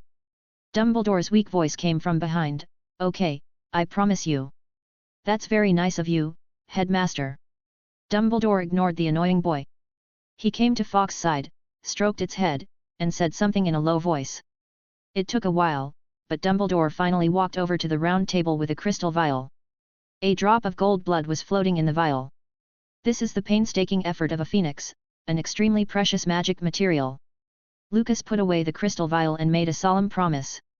Headmaster, you can rest assured that I will never take the initiative to mention the secret of Professor Lupin to anyone. As for the apology, Professor Lupin should go to the Slytherin common room and apologize to our head of house in front of everyone. What do you think? Dumbledore sighed and said, "Okay then, let's talk about another thing, Sirius Black and Harry Potter." Chapter 165, Headmaster, have you heard of Horcruxes? I would appreciate further details. Lucas showed unprecedented patience. He didn't say anything about the time being too late and planning to rest. After all, the old bee had just paid a handsome sum, so naturally, he had to be a little more enthusiastic. Maybe there will be a new blackmail opportunity for cooperation after chatting. Dumbledore pulled out a new packet of lemon drops, thinking about what to say while eating. After a few minutes, he raised his head and looked at the blonde boy in front of him. This incident started more than 10 years ago, when the house where Harry's parents lived was protected by the Fidelius charm. Voldemort couldn't find them in the first place, but Sirius Black, who was the secret keeper, revealed their location to him. Sirius betrayed Harry's parents and became Voldemort's servant, and after Voldemort disappeared, he blew up a whole street in a frenzy, killing a lot of people. Now it's rumored that Sirius wants to kill Harry, that's what people inferred from these things. When Dumbledore mentioned Harry's parents, Lucas looked vaguely at Professor Snape beside him. Sure enough, sadness appeared in the professor's eyes again. He thought for a few seconds and asked with a puzzled look, "Headmaster, since the prophecy indicates that Harry may be one of the keys to defeating Voldemort, then why didn't you act as the Potter family's secret keeper yourself? I believe that if it were you, Voldemort would never be able to succeed." Lucas could feel the sofa shaking. It should have been caused by Professor Snape sitting upright. Both looked at Dumbledore, waiting for his answer. "Oh, in fact, I did plan to do this at the beginning, but James wanted his closest friend to be the secret keeper. It seems that Mr. James Potter doesn't have a very good eye for making friends." Lucas followed the other person's words and accepted Dumbledore's explanation. What if he doesn't accept it? More than 10 years have passed, and everything is dead without a way to prove it. It's hard to ask Dumbledore why the Potter family was in danger. What about the heirloom invisibility cloak in their hands? Couldn't they use it to hide after their house was found? I believe this old bee has already thought of the best answer to deal with it. Lucas took a sip of tea and continued to ask, "Then what do you mean? Since I promised to protect Harry Potter until the end of this year, I won't break my promise, even Sirius Black can't hurt him." Hearing his promise, Dumbledore's eyebrows gradually relaxed. "I believe you, my boy. In fact, after a while, I have an appointment with Minister Fudge. I plan to invite you to participate in the discussion. Sirius is too dangerous, so we must catch him as soon as possible." Lucas has no problem with that. He also knew that Dumbledore said so much just to make himself clear. The two agreed on a time and place and Lucas got up to leave. But before leaving, he asked Dumbledore curiously, "Headmaster, do you know anything about Horcruxes?" Suddenly, the office became completely silent. Dumbledore's pupils contracted visibly and the hand that was holding the sugar also paused for a second. Then everything went back to normal and Dumbledore's expression was still as kind as ever. "I haven't heard of it, my boy, why do you ask that question?" "It's nothing, I just saw the introduction in an ancient book at home recently, and I think the Horcrux is very interesting. Since the headmaster doesn't know about it, I'll just ask someone else." After Lucas finished speaking, he continued to walk in the direction of the staircase. Just when Lucas and Snape were about to leave, Dumbledore suddenly said, "Severus, just a moment please." Seeing the gaze Lucas cast on him, he smiled and said, "I need to arrange a night patrol with Severus. The danger in the castle has not been lifted yet, so we must be careful." Lucas nodded knowingly, "Thank you, Headmaster." When the sound of the stone gargoyle returning to its place came from downstairs, only then did Dumbledore put away the benevolent smile on his face. "Severus, I'm going to trouble you again, pay more attention to that child Lucas from now on please." "Headmaster, what is a Horcrux? I think you looked very nervous when you heard that word." Seeing the puzzlement in Snape's eyes, Dumbledore thought for a moment and said, "A Horcrux is a very evil dark magic item." He came to his desk and took out the black leather diary from the drawer. "Remember this diary? Of course, it caused a lot of trouble for the school last year." "That's right." Dumbledore opened the diary and stroked the sword marks on it. "This is a Horcrux, Voldemort's Horcrux. It can grant people a type of immortality, but it can also make them lose their mind. So Severus, we can't let that kid Lucas turn into a lunatic like Voldemort." Professor Snape had a cooperative look of shock. Of course, he was also a little surprised, because Lucas' guess was right again. Sure enough, Dumbledore knew of the Horcrux's existence. Snape heaved a sigh of relief, returning to his indifferent demeanor. In that case, I will help you keep an eye on him. Dumbledore was very reassured with Snape's words. Putting the diary back into the drawer, he had planned to take Snape back to the Great Hall. But he hadn't spoken yet when he heard Snape ask, "How many of these Horcruxes does Voldemort have?" Dumbledore was stunned for a few seconds. "I don't know, but there must not be too many. It is very troublesome to make such a Horcrux." The night passed quickly. A ray of white light appeared in the sky and the students in the Great Hall crawled out of their sleeping bags in pain. Compared to their soft beds, the cold, hard ground is not a good place to sleep. Lucas looked at the two girls hugging him tightly and gently moved their arms away. Looking at Ginny, who was awake, Lucas motioned her not to speak, so as not to disturb the two girls who were still sleeping. "No need, we're already awake." The two girls stretched their waists. "My lord, I brought you breakfast." Astoria's voice came from behind. Turning his head to look, he found that this girl was looking at Hermione and the others enviously. "Thanks." When she saw Lucas accepting the breakfast she had brought, Astoria ran away happily. "Humph, another one." To Hermione's jealous voice behind him, Lucas just smiled and didn't refute. Today is Halloween, so the students can have a relaxing and happy day. Though not everyone can be so relaxed on this day. Like Remus Lupin. Originally, he was annoyed because his friend caused trouble. Suddenly, another message came from Dumbledore, telling him to apologize to Severus in the Slytherin common room. He originally wanted to refuse, but he could tell that this is already the result of Dumbledore's painstaking efforts. So he could only accept his fate and go to the Slytherin common room. When Lupin stepped into the common room, Lucas, who was reading a book on the sofa, smiled triumphantly. He wasn't afraid that Professor Lupin wouldn't come. After all, the werewolf was grateful to Dumbledore from the bottom of his heart, so naturally, he will not make things difficult for the headmaster. Lupin looked at Snape and Lucas sitting on the couch and noticed that Slytherin's strict hierarchy was clearly on display here.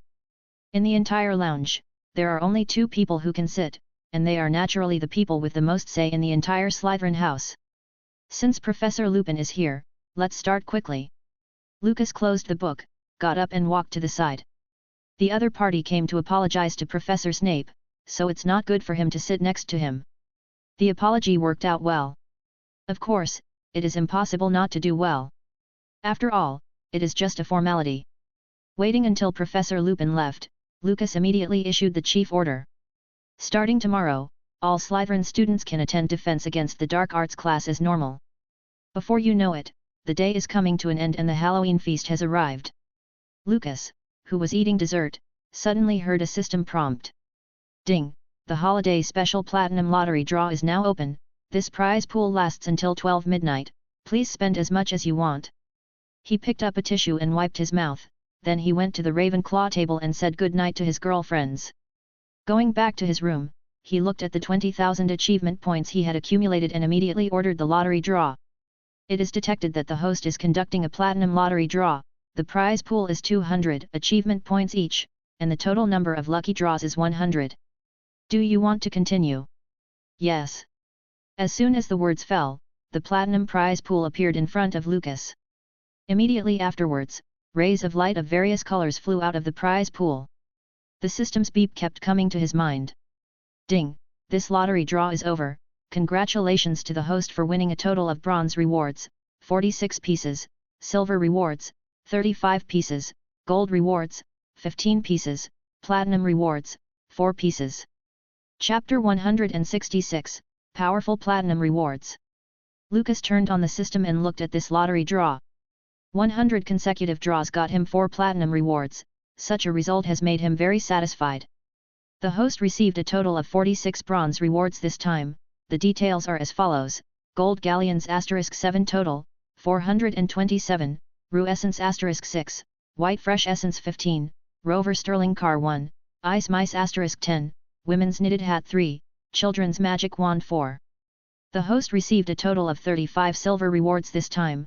The details are as follows: Transfiguration Spell, Level 6, 4, Illusion Curse, Level 6, 4, Restoration Charm, Level 5, 3, Shield Charm, Level 6, 3, Exploding Curse, Level 4, 7, Depulso, Level 3, 1, Impervious, Level 3, 1, Household Magic, Level 4, 4, Level 5, 4, Splitting Curse, Level 5, 4.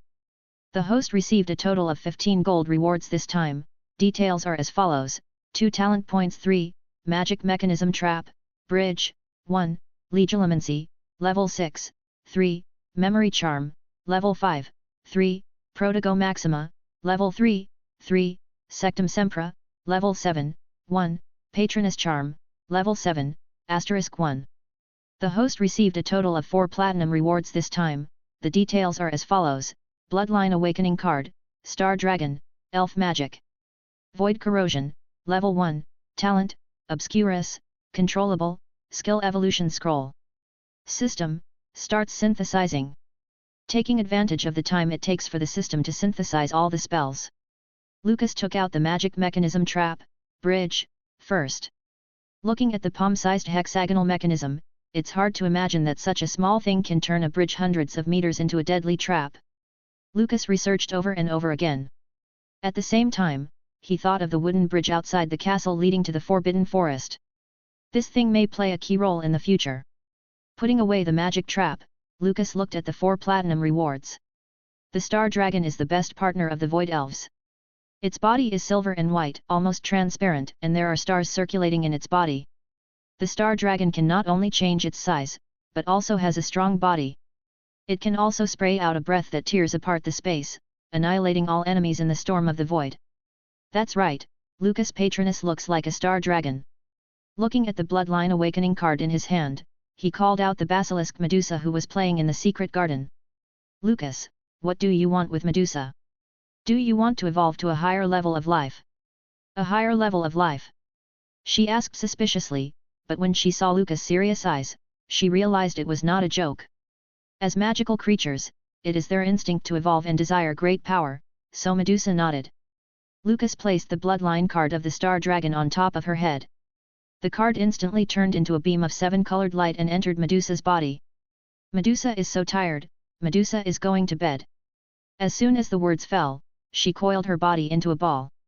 Lucas knew that it was evolving into a Star Dragon, and it would take several months to complete. Sending Medusa into the secret garden, he looked at the next reward. Void Corrosion, Level 1 Elven Magic, curses the target with the power of the void. The target is unaware of the magic, and the internal organs have been corroded by the void when found. So many draws, Lucas also got a lot of elven magic. For elf magic, he can only use 2 words to describe it: powerful and evil. Void Corrosion appears to be just a curse. But there are notes behind it: cannot be cured, cannot be reversed, cannot be blocked. In other words, as long as Lucas casts it on the target, the opponent will definitely be hit, and there is no doubt that he will die. Not even Lucas himself has the ability to lift the curse. This is really a broken ability. Lucas said to himself in his heart. If it weren't for the fact that there were no targets around him, he really wanted to try this magic. At least look at how long it takes for the target to die after being hit. After reading the information on Void Corrosion, Lucas set his sights on the last 2 rewards. Although Obscurus are rare in the magic world, there are still some known cases. An Obscurus is actually a kind of magical parasite in the host's body that looks like a disembodied black mist, and its destructive power can be extremely powerful. The formation of Obscurus is mostly something that happens in young wizards that are afraid of their own power and try to suppress their magical talent for some reason. The hosts of Obscurus are named Obscurials, and they normally don't live to be more than 10 years old. Of course there are exceptions, like Aurelius Dumbledore, who was named Credence before knowing of his origins. Another thing to say is that Dumbledore's sister, Ariana Dumbledore, was also an Obscurial. Lucas got a controlled Obscurus. For him, it was just one more means of attack, because they are not invincible. In Fantastic Beasts and Where to Find Them, the wizards of the Ministry of Magic of the United States once gathered together to destroy Credence. Although he didn't die, that is only because someone interfered. So in Lucas' view, this power can at most be used for large-scale destruction. He was just wondering if the Obscurus can resist the pistols and cannons of Muggles. He didn't dare to think about taking something like a missile head-on, but if it can resist conventional individual weapons, that would be great.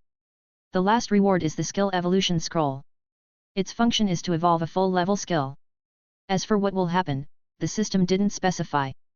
But it can be guaranteed that the new skill learned will be similar to the original skill at worst. Lucas held the scroll and looked at his skill list. In the end he chose the Fire Shield, level 9. Being his best and also his signature magic, Lucas had a soft spot for it. Ding! Consume Skill Evolution Scroll, Skill Evolution in progress. Ding! Evolution is over. Congratulations to the host for obtaining the Forbidden Curse, Seraphim's Elegy. Seraphim's Elegy, Fire-type Forbidden Curse magic, summoning the flames that will destroy the world, burning everything in the world, magic power requirements, quasi-legendary. I didn't expect it to be a forbidden spell. System, open my character attributes. Name, Lucas Grindelwald. Age, 13 years old. Identity, leader of the Saints Investment Group, son of Gellert Grindelwald, third-year student at Hogwarts, chief of Slytherin House. Bloodline, Void Elf, Second Awakening. Talents, Void Fisher, Void Aura, Eye of Foresight LVL2, Eye of Medusa, Weakened Version, Combination Skill, Obscurus, Controllable. Mana Strength, 54, Elite Aura. Charms, 10, Awakened. Transfiguration, 10, Awakened. Dark Arts, 11, Awakened. Alchemy, 4. Ancient Runes, 3. Divination, 10, Awakened. Potions, 6. Elven Magic, Soul Devouring, Level 1, Looting, Level 1, Life Steal, Level 1, Void Escape, Level 1, Void Corrosion, Level 1. Elf Combat Skills, Ancient Elf Combat Skills, Full Set. Super Magic, Anti-Magic, Spell Text. Forbidden Magic, Seraph's Elegy. Animagus, Black Panther. Battle Pet, Star Dragon, Infant. Personal Space, Hufflepuff's Secret Garden, Recognized Owner. Skills, Ancient Alchemy, Beginner, Occlumency, Level 9, Fire Shield, Level 9, Imperious Curse, Level 9, Killing Curse, Level 9, Cruciatus Curse, Level 9. Sectum Sempra, Level 8, Legilimency, Level 8, Memory Charm, Level 7, Firestorm, Level 4, Patronus Charm, Level 8, Protego Maxima, Level 6. Magic Item Goblin Sword, Trap, Bridge. Achievement Points, 124. The magic strength is 54, and there are 6 points left to reach quasi-legendary. It's not much different from Lucas' original estimate. In another 3 months, at the beginning of next year, he will be successfully promoted to a quasi-legendary level powerhouse. Lucas looked at the column of pets again. The basilisk is currently evolving into a star dragon and its vitality will be greatly increased after completion. Medusa, who was already coming to the end of her life, will have her life extended many times.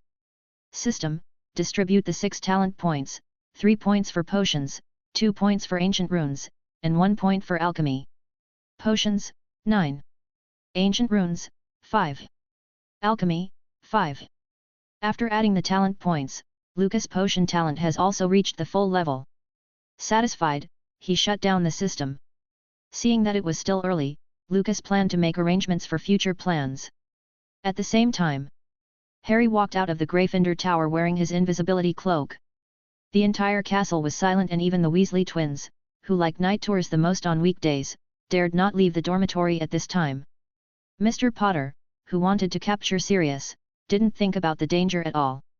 On the other side, Lucas used the Void Fisher to return to Grindelwald Manor and instructed Vinda Rosier to continue sending talents to the Ministry of Magic. Then he walked out of the manor and went to the garden. As his eyes gradually released white light, Lucas' body turned into a thick black mist. He first got acquainted with the power of the Obscurus in mid-air. Then he flew in the direction of Little Hangleton. Everything that blocked his path was torn to pieces by the power of the Obscurus. The Ministry of Magic late at night got a lot of work again. Many wizards took to the streets of England. Not restoring destroyed buildings, but modifying the memories of Muggles. And Lucas is soaring in the air while experiencing the power of the Obscurus. Till he landed within a little distance of Little Hangleton. Looking at the dilapidated wooden shed whose walls are covered with moss and the tiles are about to fall off, Lucas knew he was in the right place. Especially seeing the S formed by the dead snake corpse on the door. He knew that he had arrived at the old Gaunt's house and the resurrection stone ring inherited from the Gaunt family was inside. Let's start the adventure of Gaunt's old house next. Chapter 167, The Dangerous Gaunt Shack. People in the wizarding world may never think of it. As one of the founders of Hogwarts, Salazar Slytherin's descendants would actually be so impoverished. Looking at the half-collapsed shed in front of him, Lucas drew out his wand and walked in cautiously. It is here that 16-year-old Tom Riddle got his Resurrection Stone ring. What his good friend Tommy didn't know is that he had just gotten one of the Deathly Hallows. He'd always thought the ring was just a Slytherin relic for posterity. Lucas pushed open the dusty, decayed wooden door. Just as he stepped in, suddenly, a flame ignited from inside the door. In the blink of an eye, the door was covered by fiend fire. Fortunately, Lucas used void escape in advance. It is said that Gaunt's ring is protected by heavy black magic. I thought it was a lot of black magic applied to the ring, but I didn't expect there to even be a trap at the entrance. Lucas extinguished the fiend fire on the door. After careful observation, it turned out that the trap set by Voldemort was rather ingenious. Although fiend fire is attached to the wooden door, it will not damage the door itself.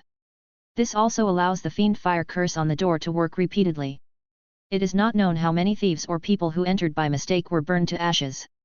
Going deeper, the situation within the Gaunt family gradually emerged before Lucas' eyes. Tattered wardrobe and round table. Collapsed dilapidated sofas and wooden chairs. Everything here is the same as in a common Muggle home. Because of the generations of their descendants wasting their money, the Gaunt family has nothing of value. Probably the most valuable item is the ring, which was made into a Horcrux. There was also Slytherin's locket that was sold for almost nothing by Mara P. Gaunt, Voldemort's mother. Lucas walked along the ruined wall and finally came to the deepest room. Here the traces of magic were the heaviest. If he guessed correctly, the Gaunt's ring should be hidden here. Accompanied by killing curses, splitting curses, blood-boiling curses, bone breakers, entrails expelling curses, poisons, snakes and other attacks. Lucas finally found the rough Gaunt ring under the floorboards. Wear it, you can get everything by wearing it: power, love, money, power. A seductive voice appeared in Lucas' mind. When he used his full-level occlumency, Lucas's eyes immediately became hollow. I didn't expect the black magic on this ring to be so powerful. Feeling grateful, Lucas reached out his wand and fiddled with the ring and paid close attention to the black gem on top. Seeing the Peveril crest on the black stone, Lucas showed a satisfied smile. Finally found the Resurrection Stone. Although the Resurrection Stone, one of the Deathly Hallows, was found, Lucas didn't pick it up yet. Not because of the black magic in the ring. With the power of anti-magic, Lucas can easily break the black magic around him. The reason why he didn't destroy it all the way is that he was planning to use this Horcrux ring to plot against Dumbledore. Lucas likes to let people do things according to his own plans. But the existence of Dumbledore made it impossible for Lucas to command the overall situation, but the ultimate achievement doesn't allow Dumbledore to die. Then there is only one way.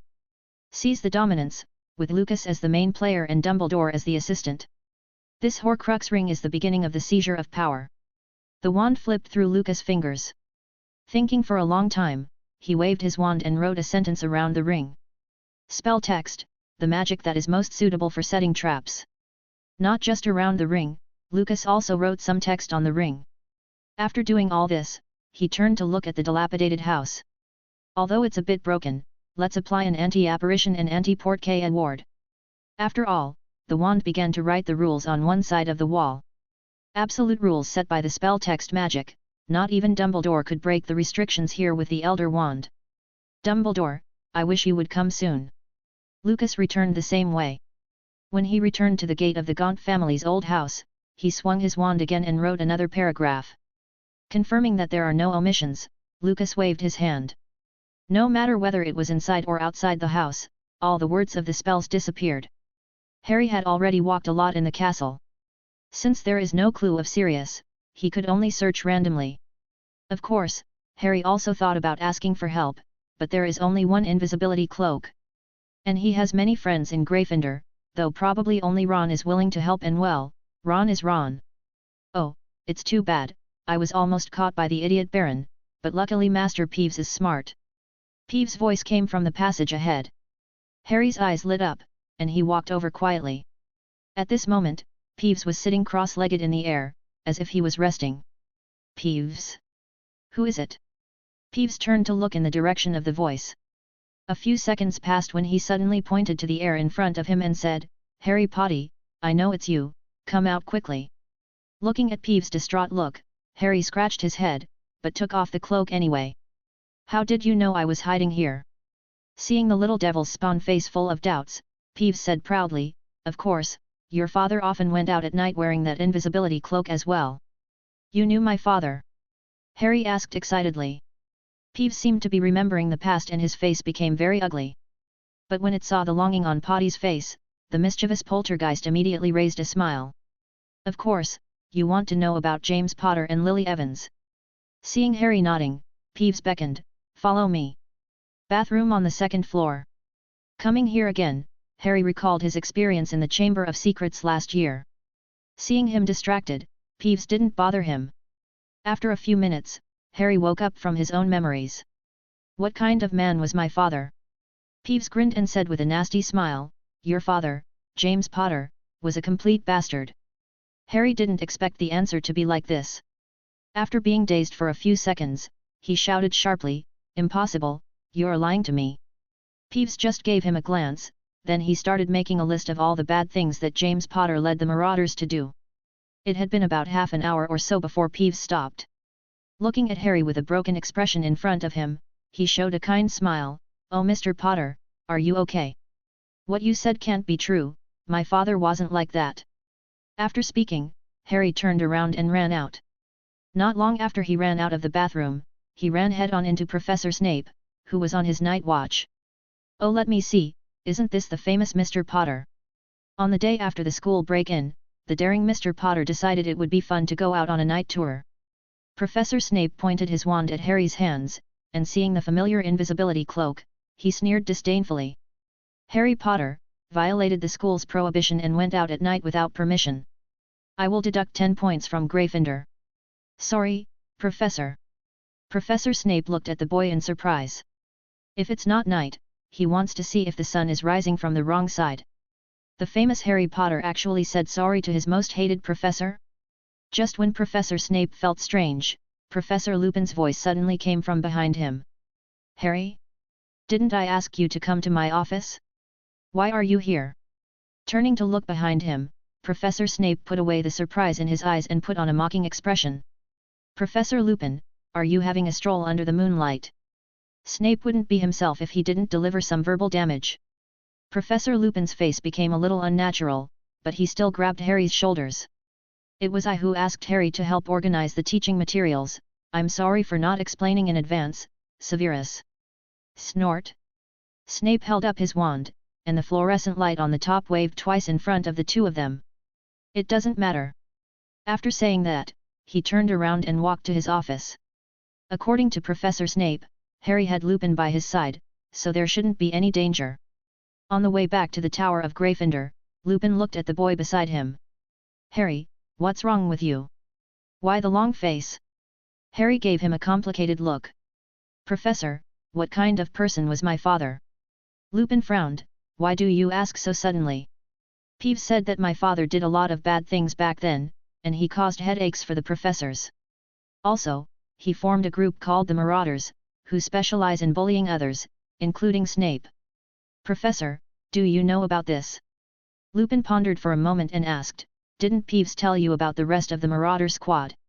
Seeing Harry shake his head, Lupin breathed a sigh of relief. "Harry, your father was indeed naughty in the past, but only naughty.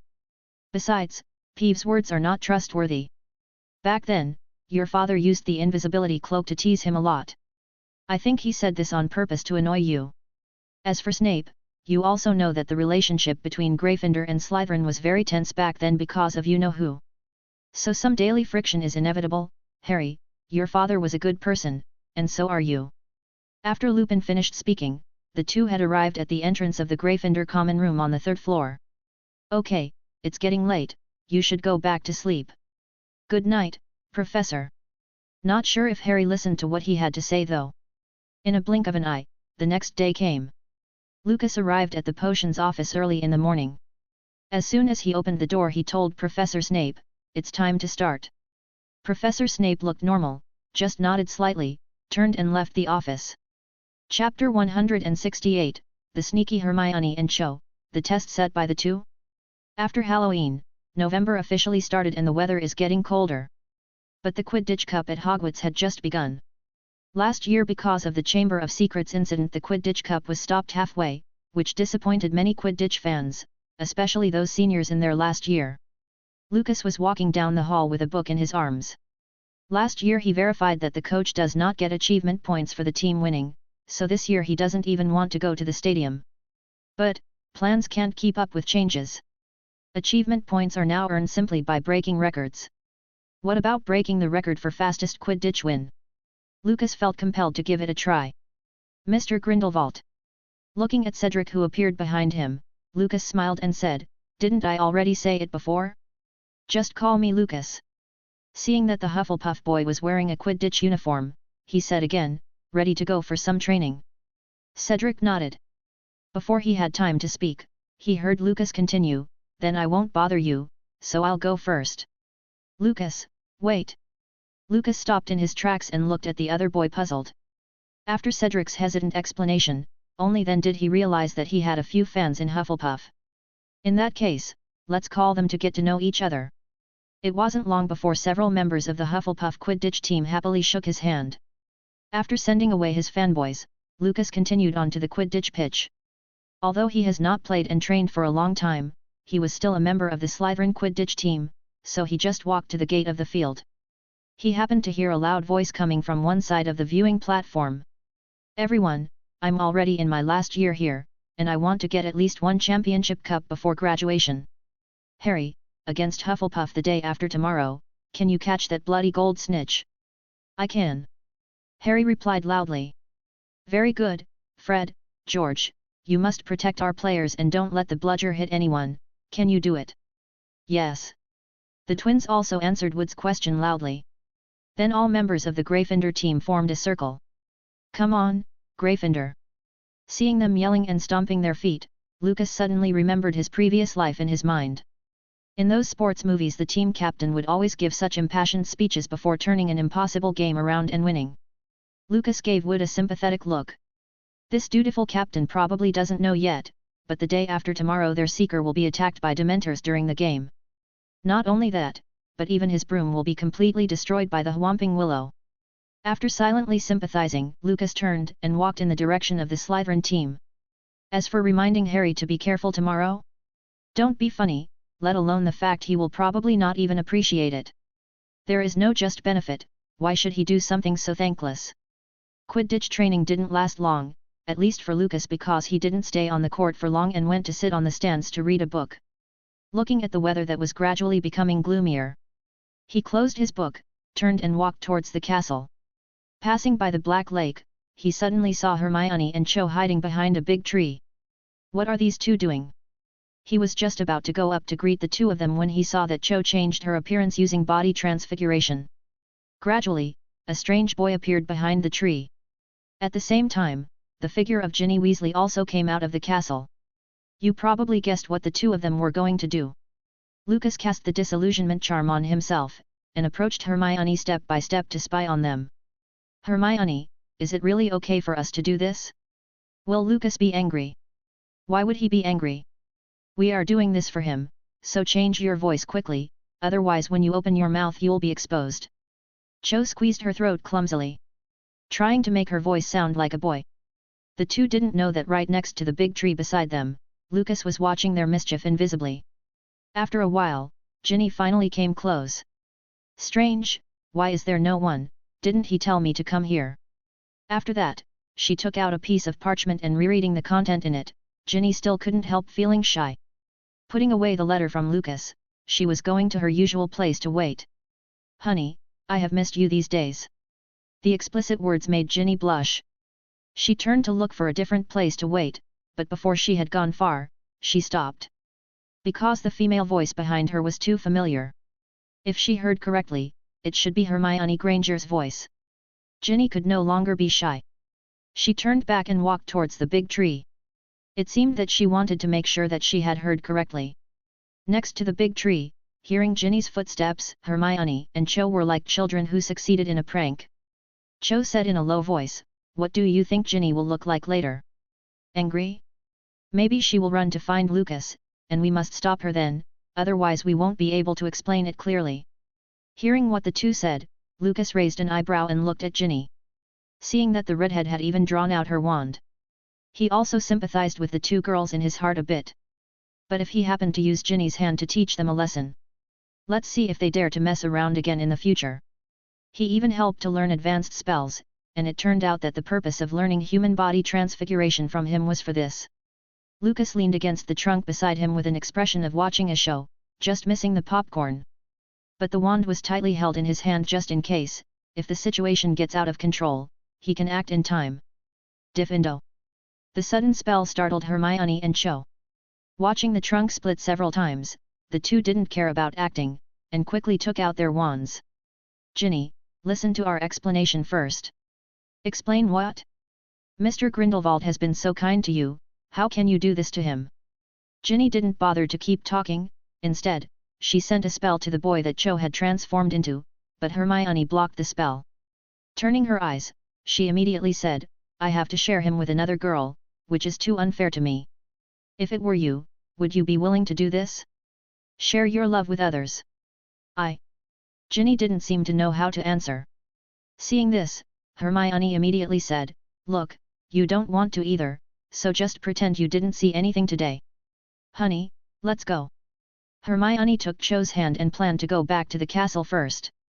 But she hadn't taken 2 steps when Ginny's voice came from behind them again, Volumucus. Hermione turned hastily to block. The Bat Bogey Hex is a very insulting spell that turns the target's bogies into bogey bats that stay connected to their nose and attack them constantly. I would, as long as Mr. Grindelwald is willing, even if it is only a little bit of love, I would. Seeing Ginny's firm eyes, Hermione breathed a sigh of relief, then she put down her wand with a chuckle. Okay, you can also cancel the transformation. I can't get rid of it, I don't know why, I tried several times but I can't get rid of it. Hey! Hermione didn't expect such a thing to happen. Ginny came back to herself, seeing that the two of them actually dared to behave indiscriminately in front of her, the wand in her hand was raised again. Ginny, listen to our explanation, it's not what you think. That's right, Ginny, listen to my voice, I'm Cho. The two girls really panicked now. Seeing that the spell was about to fly out of the redhead's wand. Suddenly, a voice came from the big tree beside him, Immobilis. The 3 girls were put in slow motion. Immediately afterwards, Lucas' figure appeared in front of the 3 of them. Finite. Lucas waved his wand, and the immobilization was lifted. At the same time, Cho Chang's transfiguration was also released. You guys are just fooling around. Seeing Lucas was a little annoyed at their antics, the 2 girls were like children who have done something wrong, fiddling with their hands and their heads lowered. Only then did Ginny realize that she had been tricked. Remembering what she said just now, her cheeks became flushed, and she wished she could escape from this place as soon as possible. Hermione stole a glance at Lucas, then dragged Cho to Lucas. Honey, instead of bringing her back by yourself in the future, it's better for us to help you. Ginny and Cho both agree. Cho nodded in agreement and the two immediately ran to Ginny and pushed her towards Lucas. It seemed that the two were planning to use Ginny as a distraction so that they could escape before Lucas got angry. Looking at the backs of the girls running away, Lucas sighed helplessly. Mr. Grindelwald, didn't I say before to just call me by my name? Mr. Lucas, Ginny said again. Lucas smiled and shook his head, no, it should be Lucas. Seeing Ginny's surprised eyes, Lucas held her hand tightly. Let's go catch them to settle accounts. Ginny let the blonde boy just pull her forward. Seeing that her hand was completely wrapped by Lucas' bigger hand, a happy smile appeared on the corner of Ginny's lips. The next day. Sure enough, it began to rain lightly. It wasn't even cold weather. But because of this rain, most students changed into their winter robes. Thick winter scarves were also beginning to appear around their necks. In the defense against the dark arts classroom, Lucas was busy scolding Hermione for her mischief. Hermione promised that what happened yesterday was the last time, and they would never do it again. But when Lucas turned around, she whispered something that sounded suspiciously like we'll just do it in a different way next time. Boom! The classroom door was pushed open and a figure hurried in. Seeing the person coming, Harry Potter immediately stood up and exclaimed, "Why are you here?" Chapter 169, Snape got his wish granted? Quidditch begins. Potter, what can you do? A whisper-like voice echoed in everyone's ears. Professor Snape swung his wand and closed all the windows. Harry pondered for a moment and asked, "Excuse me, sir, where's Professor Lupin?" "This has nothing to do with you, Potter." Answering Harry's question in such a way, Snape looked again at the rest of the classroom. Noticing that everyone seems to be curious about where Professor Lupin was, he explained again, "Let's put it this way, your professor, his current situation is not suitable for teaching, so I will be taking his place." After saying that, Snape yanked the cloth off the podium vigorously. Don't look at Professor Snape, always has a cold face. But he actually is the only man in Hogwarts who can use PPT. Turn the book to page 394. Taking advantage of the time it took the students to flip through the book, Snape came to the back of the group to adjust the projector. And Harry, who had returned to his seat, was talking in a low voice with his friend. Snape must have added something to Professor Lupin's potion. This kind of thing, he must be able to do it. I mean, Snape will do whatever it takes to become a defense against the dark arts professor. Hearing his friend's remarks, Harry frowned. It shouldn't be possible, this is Hogwarts, with Dumbledore here, Snape shouldn't dare to do that. Ron curled his lips, and it could be seen from his expression that he didn't agree with this statement. "I said turn the book to page 394. A deep voice came from behind. At the same time, there is also a surge of magic power that makes Harry and Ron's books automatically turn to page 394. Noticing the page mentioned werewolves, Ron asked in puzzlement, "Why werewolves? We don't seem to need to learn about them yet." "Because I think you should know how to deal with werewolves, so I brought it forward to this class so you can learn." Snape tapped the projector again with his wand. As the lights came on, information about werewolves also appeared on the screen. "Who can tell me now the difference between an animagus and a werewolf?" As soon as the question came out, Hermione raised her hand high. Snape glanced at her lightly and said, "Mr. Grindelwald, you answer." Hermione looked like the professor just killed her puppy, and reluctantly, she lowered her raised hand. Lucas was even more helpless. Answering questions doesn't earn him achievement points anymore. And because this class is theoretical knowledge, he can't break any record. Animagus is a wizard who voluntarily decides to transform into an animal, but a werewolf has no choice. Every night when the moon is full, the werewolves will transform into a beast and become irrational. Even their relatives and friends will be killed by them. And werewolves only respond to the calls of their own kind. That's about it, Professor. Very well, 5 points for Slytherin. Professor Snape was still blatantly biased. In order to let you have a deeper understanding of werewolves, give me a paper on werewolf research on Monday morning. It needs to be 2 pieces of parchment long, and the focus is on identifying werewolves. The students were all dejected. A good weekend was instantly ruined by heavy homework. Some people even showed expressions of despair. This includes Harry. "Sir, there is a Quidditch match tomorrow." "Then you have to be more careful, Mr. Potter, because you still have to hand in your homework even if you lose a limb." Snape gave him a cold look, then continued to talk about the details of werewolves. It has to be said, Professor Snape's lectures are very detailed. Not only does he use PPT, but he also talks about some knowledge that is not in books. A thesis on 2 parchments isn't that difficult if you listen carefully. Continuous light rain continued until the next day. Looking at the gloomy weather and the cold wind outside, Lucas, who was wearing a raincoat, couldn't figure it out. "Why is there a Quidditch match in such weather?" "Lucas, hurry up, we won't be able to watch Gryffindor's and Hufflepuff's new tactics if we are late." Draco stood at the end of the corridor, shouting at the slow blonde boy on the other side. Seeing that Draco wrapped himself like a dumpling, Lucas laughed mercilessly. This immediately provoked a counterattack from Draco, and the two went to the stands in a fight, making fun of each other. The huge stadium was already full of spectators, but the match hadn't started yet. The sound of cheering and shouting was already resounding throughout the stadium. Lucas stood among the crowd and looked up to the sky. Such a place of passion and joy should be the dream buffet for Dementors. Just as he thought, a few dark shadows gradually appeared hidden between the thick clouds, secretly observing everything on the field. Lucas sighed and tightened his raincoat again. This bad weather and what's to come are really affecting his mood. "Lucas, do you have time?" Dumbledore's voice was heard in his ear. Lucas followed the sound and looked into the distance. He didn't know what method the old man used, but he was able to transmit sound to himself in the stands from so far away. This should be some kind of sound transmission magic, right? Although he was thinking wildly in his mind, Lucas still answered with a nod. Then please come to my side, we can watch the game together, and I want to chat with you by the way. Lucas looked again at the stand where Dumbledore was. It was higher than where Lucas was standing at this moment. That is a stand specially prepared for teachers, staff, and parents. Of course, the wind and rain there must be more violent than where he currently is. Lucas didn't want to go, but he didn't have a good reason to refuse, so he tightened his raincoat again and walked over. It wasn't until he entered the staff stands that he realized that the sky above the stands had been enchanted.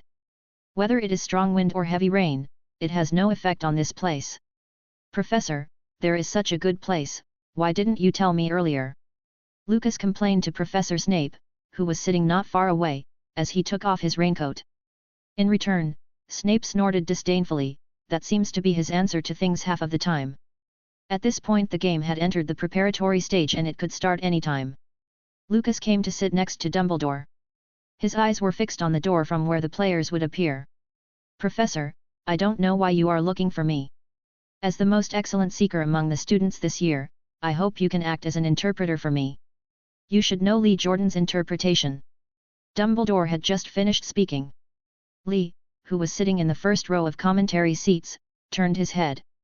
From his expression, it was clear that he didn't hear it coming from Dumbledore, instead he heard it coming from someone else. Dumbledore took a packet of candy from his pocket. He took out one and put it in his mouth and continued, of course, there are other things, remember that we are going to meet with Minister Fudge. Seeing Lucas nod, he went on to say, the time is set for Christmas Day, at the Three Broomsticks in Hogsmeade. I'm sorry for delaying your holiday, but please do come, because it's very important. No problem at all. As soon as Lucas finished speaking, the gates of the players' passages on both sides of the field were opened. Watching the two teams flying into the sky in the rain, Lucas felt cold just thinking about it. Riding his broom, Harry listened to the cheers from the surrounding stands. Thinking of what Captain Wood said before, there was unprecedented seriousness in his eyes. In his first year, he was an exception and became the team seeker. Gryffindor pinned his hopes on him, but he lost to Lucas Grindelwald, and still lost the game by a huge margin. In his second year, he lost again to Draco. No, it's better to say he still lost to Lucas Grindelwald's broom. Everyone seems to have figured it out. Harry Potter can't beat Lucas Grindelwald. This made him very unconvinced. Captain, we will definitely win this time. Harry's sudden cheering sound attracted the attention of the people around him. Oliver Wood, the hot-blooded boy, immediately yelled as well. Professor Hooch came to the middle of the pitch and threw the quaffle high into the sky after releasing the golden snitch and the blood jars.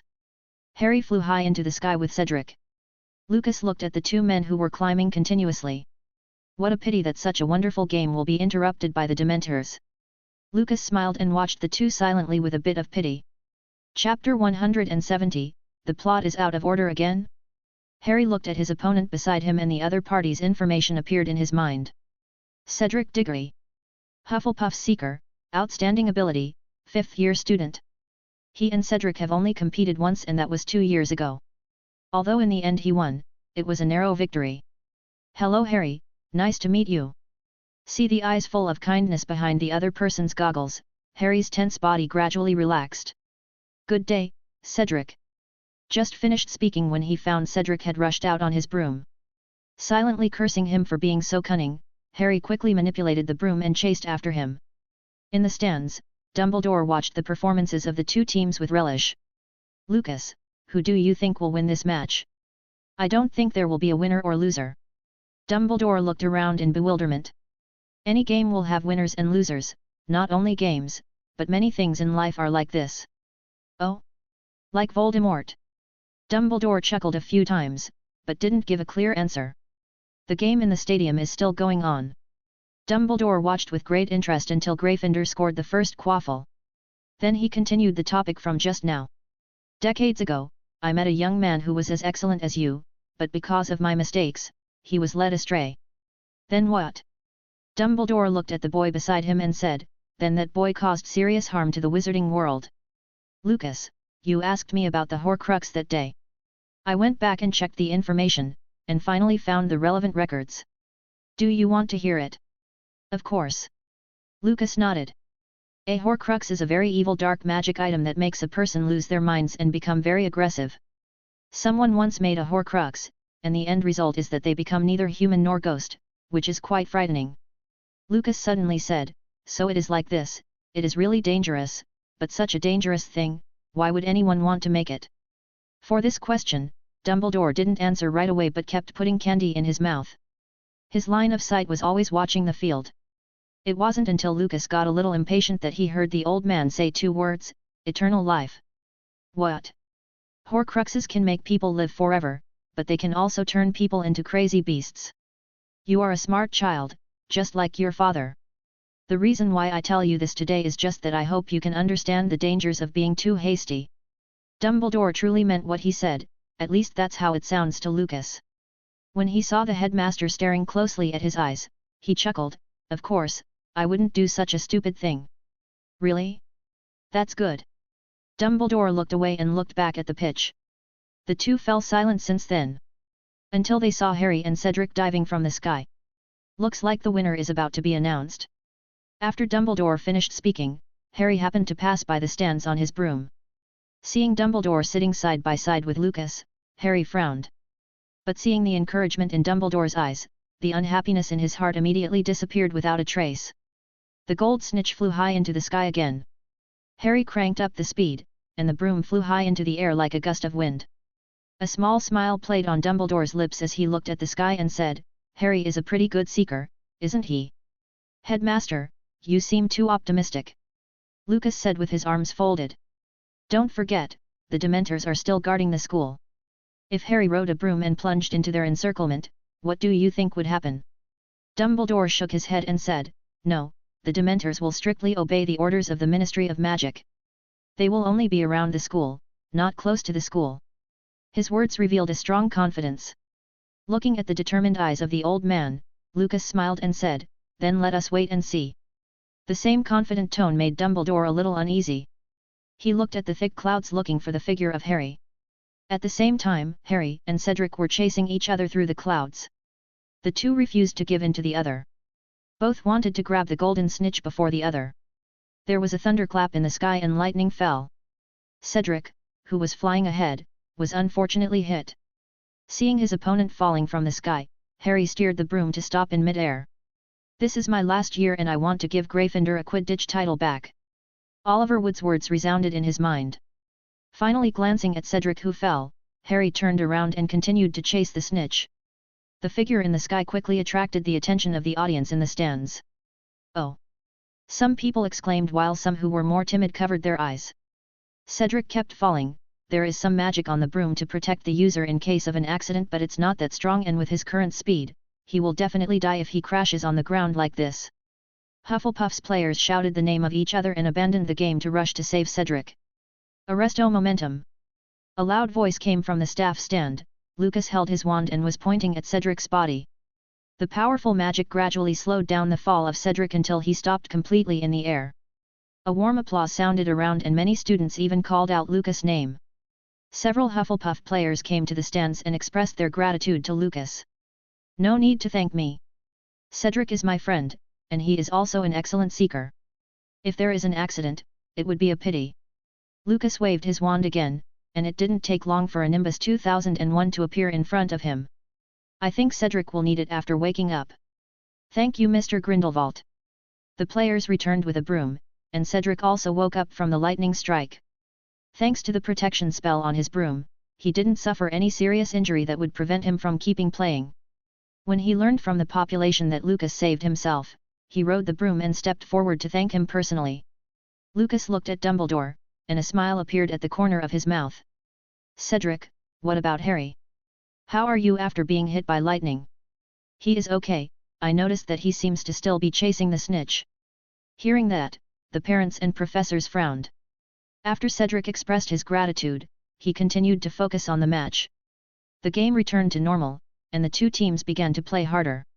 Lucas stood beside Dumbledore and asked lowly, Professor, what are you worried about? Dumbledore retracted his eyes from the sky, with a smile on his face. Nothing, thank you for your actions just now, I was thinking about how many points I should give to Slytherin House. Thank you, Professor. The dialogue between the two just ended when a shout came from the court, and this time it was louder than the previous. The two looked up at the sky and saw Harry's figure falling from the sky. It doesn't matter if that's just that, but above Harry, the Dementors were rushing towards the stadium. They hovered down, looking from a distance like a black tornado. It's like a big black funnel. And the bottom of the funnel is Harry Potter.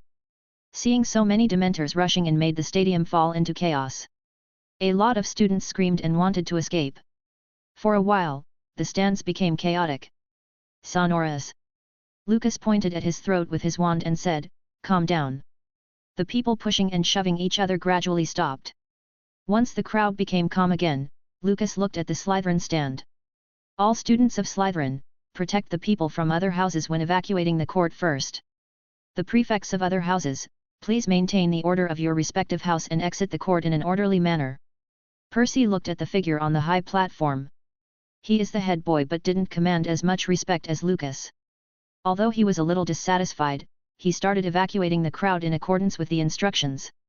As Lucas was busy giving instructions, Dumbledore raised his hand and pointed at Harry to use Arresto Momentum in order to stop his fall. His spell looked even more proficient than Lucas and saved Harry with no problem at all. But facing the Dementors that are rushing towards the stadium, he couldn't stop them in time since he was currently busy saving Harry. Fortunately, Lucas beside him aimed at the sky. Expecto Patronum. The silver-white light illuminated the entire stadium and the sky, then a bright eastern dragon appeared from the white light. The students who were evacuating stopped to look up at the mysterious and beautiful patroness that flew towards the sky. Chapter 171, The Dragon Soaring in the Sky, Dumbledore's Shock. Every time a Dementor appears, it is accompanied by a chill. Like the glass of the Hogwarts Express, with a large number of Dementors pouring into the field, even the drizzle that fell from the sky was frozen. This chill intensified the inner fear of the students. However, when the loud dragon roared, all the chill was pushed away and a warm current full of happiness enveloped everyone present. When the chill faded, everyone looked up at the sky. It was a snake-like eastern dragon. It kept growing as it advanced, and in no time it was nearly 50 meters long. When the Dementors met their natural enemy, they turned around and flew into the sky. This made Harry, who was originally being pursued, breathe a sigh of relief. At the last moment before he passed out, he saw the huge dragon chasing the Dementors, then it unexpectedly swallowed one of them. Wow! Sounds of amazement came from the students who hadn't evacuated yet, even the parents who came to watch the game were the same. They had never seen such a powerful patroness. What surprised them even more was that the patroness charm was actually cast by a third-year student. Many adult wizards felt a bit ashamed of this. Look, that dragon is killing the Dementors. The sudden exclamation made everyone's eyes turn to the sky again. It's a well-known fact that the patroness charm is one of the oldest and most powerful defensive spells in the wizarding world. Note that it is a purely defensive magic spell that has the effect of resisting Dementors and driving away lethalfolds, but no lethality. But today, the patroness cast by Lucas has subverted everyone's perception of this spell. They saw the patroness dragon soaring in the sky, driving the Dementors to one place with its huge body. The sharp claws on the abdomen would tear the Dementors to pieces with each attack.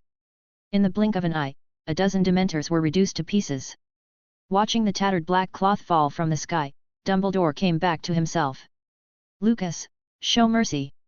Just as he finished speaking, he saw Lucas lower his wand and the mysterious and beautiful eastern dragon in the sky also disappeared.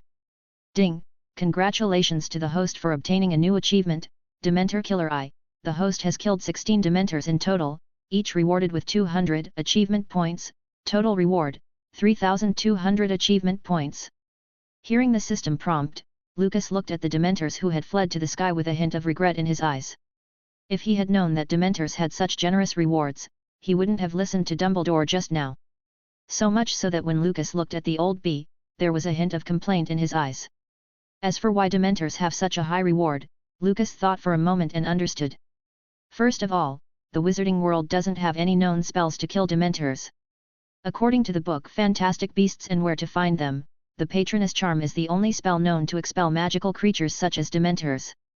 In addition, the number of Dementors is scarce. Because the Dementor was created by the dark wizard Echristes and the method for their creation was lost after his death. This also resulted in only 100 or so Dementors in the whole of England. Sighing regretfully, Lucas retracted his wand back into his robe. At this time, Dumbledore also lowered Harry's body to the ground. This old man once again proved his strength. With such a long distance, the speed drop was slowed down without a wand, and even though Lucas can also do it. But using the spell at such a long distance, Lucas felt that he was not that good at it. At least not until he breaks through the quasi-legendary level. It has nothing to do with spell proficiency or anything. It is simply that the magic power is not strong enough. After Harry landed safely, Dumbledore turned to look at the boy behind him. What a powerful patroness! Mr. Grindelwald saved his classmates again in a crisis. I want to add 20 points to Slytherin. Thank you, Professor. There was warm applause all around. The parents applauded for the perfect cooperation between the old and the young. They also only saw Dumbledore and Lucas smiling, but what they didn't notice is that there was no smile in the eyes of the two of them. Especially Dumbledore, he looked at Lucas more defensively. Only Professor Snape, who was sitting not far away, saw all this in his eyes. Snape frowned slightly. He knew Lucas had Dumbledore's attention. The success of the plan depends on his performance next. Just at this time, Lee Jordan's exasperated voice came from the microphone. As if it wasn't bad enough, Cedric Diggory, Hufflepuff's seeker, caught the golden snitch. He closed out the game. Hufflepuff got the win, but I think this is a little unfair. Lee Jordan. Professor McGonagall warned from behind. Lee had no choice but to announce to the audience again that Hufflepuff had won. The crowd dispersed and the Quidditch pitch was deserted again. In the staff stand, the figure of Professor Snape came up from the stairs. Headmaster, Mr. Potter has been sent to the infirmary. As for the Dementors, because of Mr. Grindelwald's patroness, they have fled from the school grounds at this moment. According to my estimation, these Dementors should not enter the school again. After all, they encountered an unprecedented crisis this time. Dumbledore looked at the gloomy sky and it took a long time before he said softly, "Thank you, Severus." Humph. Professor Snape turned to leave. What he had to say has been said, so there's no need to stay here with the old man. Severus, how is Lucas doing? Snape stopped in his tracks, but he didn't turn around to face the other person. Headmaster, I think you are just thinking wildly. Mr. Grindelwald hasn't done anything lately. Really, Severus? I understand the kid has a lot of respect for you, but we're trying to keep him from going astray. Snape sneered and said, since the headmaster understands, just find someone else to do it. I think that the werewolf is a very good choice for such a task. Dumbledore turned and walked over to Professor Snape and said with a hint of tension in his eyes. Severus, Remus won't be able to stay at Hogwarts for long, and now has reached a critical moment. You heard Professor Trelawney's prophecy in the Chamber of Secrets last year, didn't you? The Dark Lord is coming back, and a new leader is coming. I think the leader is probably Harry, so we can't make any mistakes at this time. Lucas is excellent, very excellent, but when he mentioned the Horcrux just now, I saw desire in his eyes. We can't let another young man with so much talent go astray. Believe me, Lucas may be a good helper for Harry in the future. Severus, he is Harry, Lily's son, please help him. Snape closed his eyes, misleading Dumbledore into thinking he was sad to hear Lily's name. In fact, he was just afraid of what the perceptive Dumbledore would see in his eyes. Waiting until his thoughts calmed down, Snape opened his eyes again, sarcasm evident in them. Mr. Potter? The new leader? Hey! For Dumbledore's statement, his heart matched his expression, full of sarcasm. He preferred to believe that cunning boy Lucas would be the new leader. He didn't believe that the arrogant Potter could lead the crowd to defeat Voldemort. Reminding what Lucas told him, Snape sighed, I intercepted some of Mr. Grindelwald's letters. One was addressed to the village of Budleigh Babberton. Merlin, I remember an old friend living there. Dumbledore's tone was a bit distressed. Professor Horace Slughorn. Snape nodded slightly, yes, that letter was addressed to him. Professor Slughorn is very knowledgeable, Mr. Grindelwald must have wanted to know something from him. Dumbledore nodded, and quickly looked at Snape, what about the other letters? There is another letter, asking his subordinates to investigate a place, Little Hangleton, the Gaunt family. Gaunt. Dumbledore was taken aback. He knew very well what the Gaunts stood for. Fighting wits with Voldemort for so many years, Dumbledore already knew the Dark Lord's details thoroughly. Well, thank you, Severus. Professor Snape asked nothing. As a seasoned spy, he knows what to ask and what is better to not know. Waiting until Snape left, Dumbledore looked up at the sky again, and muttered to himself, the Gaunt family. Infirmary. Because of a Quidditch match it became overcrowded. Some students have a cold. Some others were injured during the game. This includes Harry Potter, the savior. Looking at the broomstick that was destroyed by the Whomping Willow, Harry was very sad. This broom was a gift from Professor McGonagall, accompanying him on the Quidditch pitch for 3 years. Harry, don't be sad, trust me, you'll get a better broom. Ron's reassurance didn't help. At this time, next to him came the strange voice of some Hufflepuff players. It's what he deserves, he didn't go to rescue others when he saw them fall, he only thought about winning, and the broken broom was Merlin's punishment for him. What are you talking about? Ron snapped. Gryffindor's team now also glared at the neighbors. Cedric, who also came to the infirmary for an examination, pulled at his team members' clothes, signaling them not to make trouble. If you guys continue to make noise like this, leave the infirmary immediately. Madame Pomfrey suddenly appeared between the two groups of people. The two groups snorted unconvinced, but still stopped the fight. This seems to be the case. But in fact, the rumors about the Savior's unscrupulous means for victory have already been spread by the Badgers. Harry Potter and Lucas Grindelwald were once again being compared. But no matter where you look at it, Harry the not-so-savior Potter had no chance of winning. Not to mention that what Lucas did was equivalent to saving everyone's life. Some extreme people even blamed Harry for being reckless and leading the Dementors to the stadium. And there are quite a few people who support this statement. This made the accusations against Harry keep increasing. The following month Harry kept receiving people's accusations left and right, making him miserable. Until Christmas came. Chapter 172, A Gift from Crookshanks. Christmas holiday, one of the few holidays at Hogwarts. The students packed up and said their farewells early to their friends who were staying or the professors, waiting for the long-lost reunion with their families. Hermione, Cho, and Ginny were all going back for Christmas this year. This throws off Lucas' plans for a wonderful Christmas Eve. Not only that, Hermione also entrusted him with her pet Crookshanks. The excuse is that her family home is too small and that's not good for Crookshanks who likes moving around. For Lucas, going home during the holidays is just to solve the company affairs that can never be finished. Fortunately, the Christmas holidays are only a few days away. The time will soon come for Christmas Day. Lucas was walking on the road to Hogsmeade, looking at the surroundings covered in silver, he could feel the beauty of nature. Christmas is only felt with snowflakes. Black, there is so much snow, don't run around. An ethereal voice suddenly reached his ears and Lucas looked in the direction of the shrieking shack. The figure of Luna Lovegood appeared under a big tree covered with snowflakes. Luna. Lucas Grindelwald. Luna was very surprised to see Lucas appear. I remember Hermione Granger said that you will go home during the Christmas holidays, why are you here? I have an appointment at the Three Broomsticks, what about you? Aren't you going home for the holidays? Luna looked at the white snow scene in the distance and shook her head. Father went to search for the crumple-horned snorkack in South America this time, so I'm going to stay at Hogwarts for the holidays.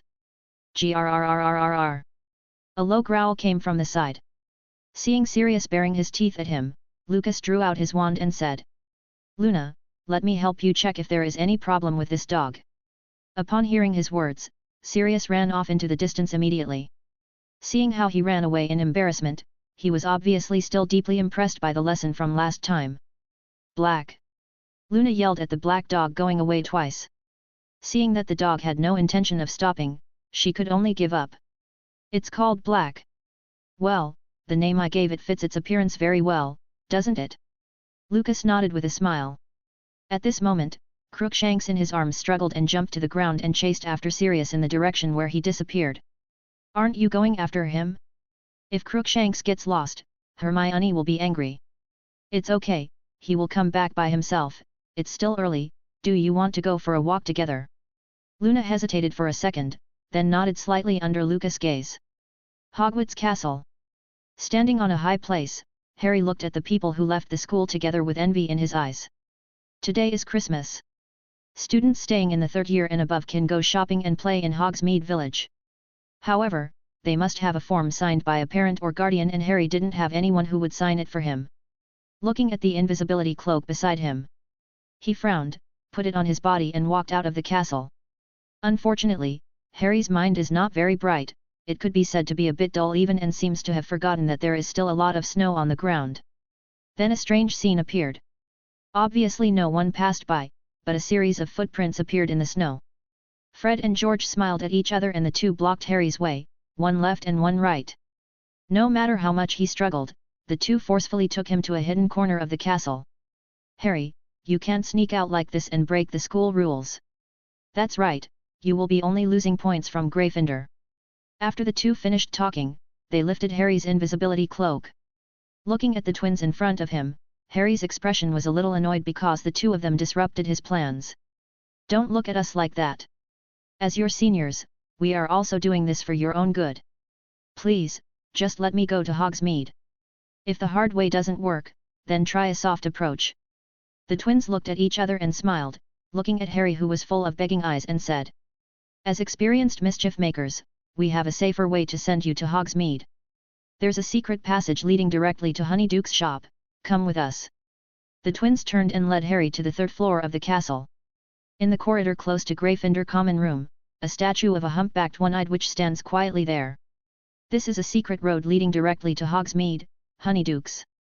If you want to go in, just take out your wand and tap her on the back. Then tell the password, Descendium. The twins just finished speaking.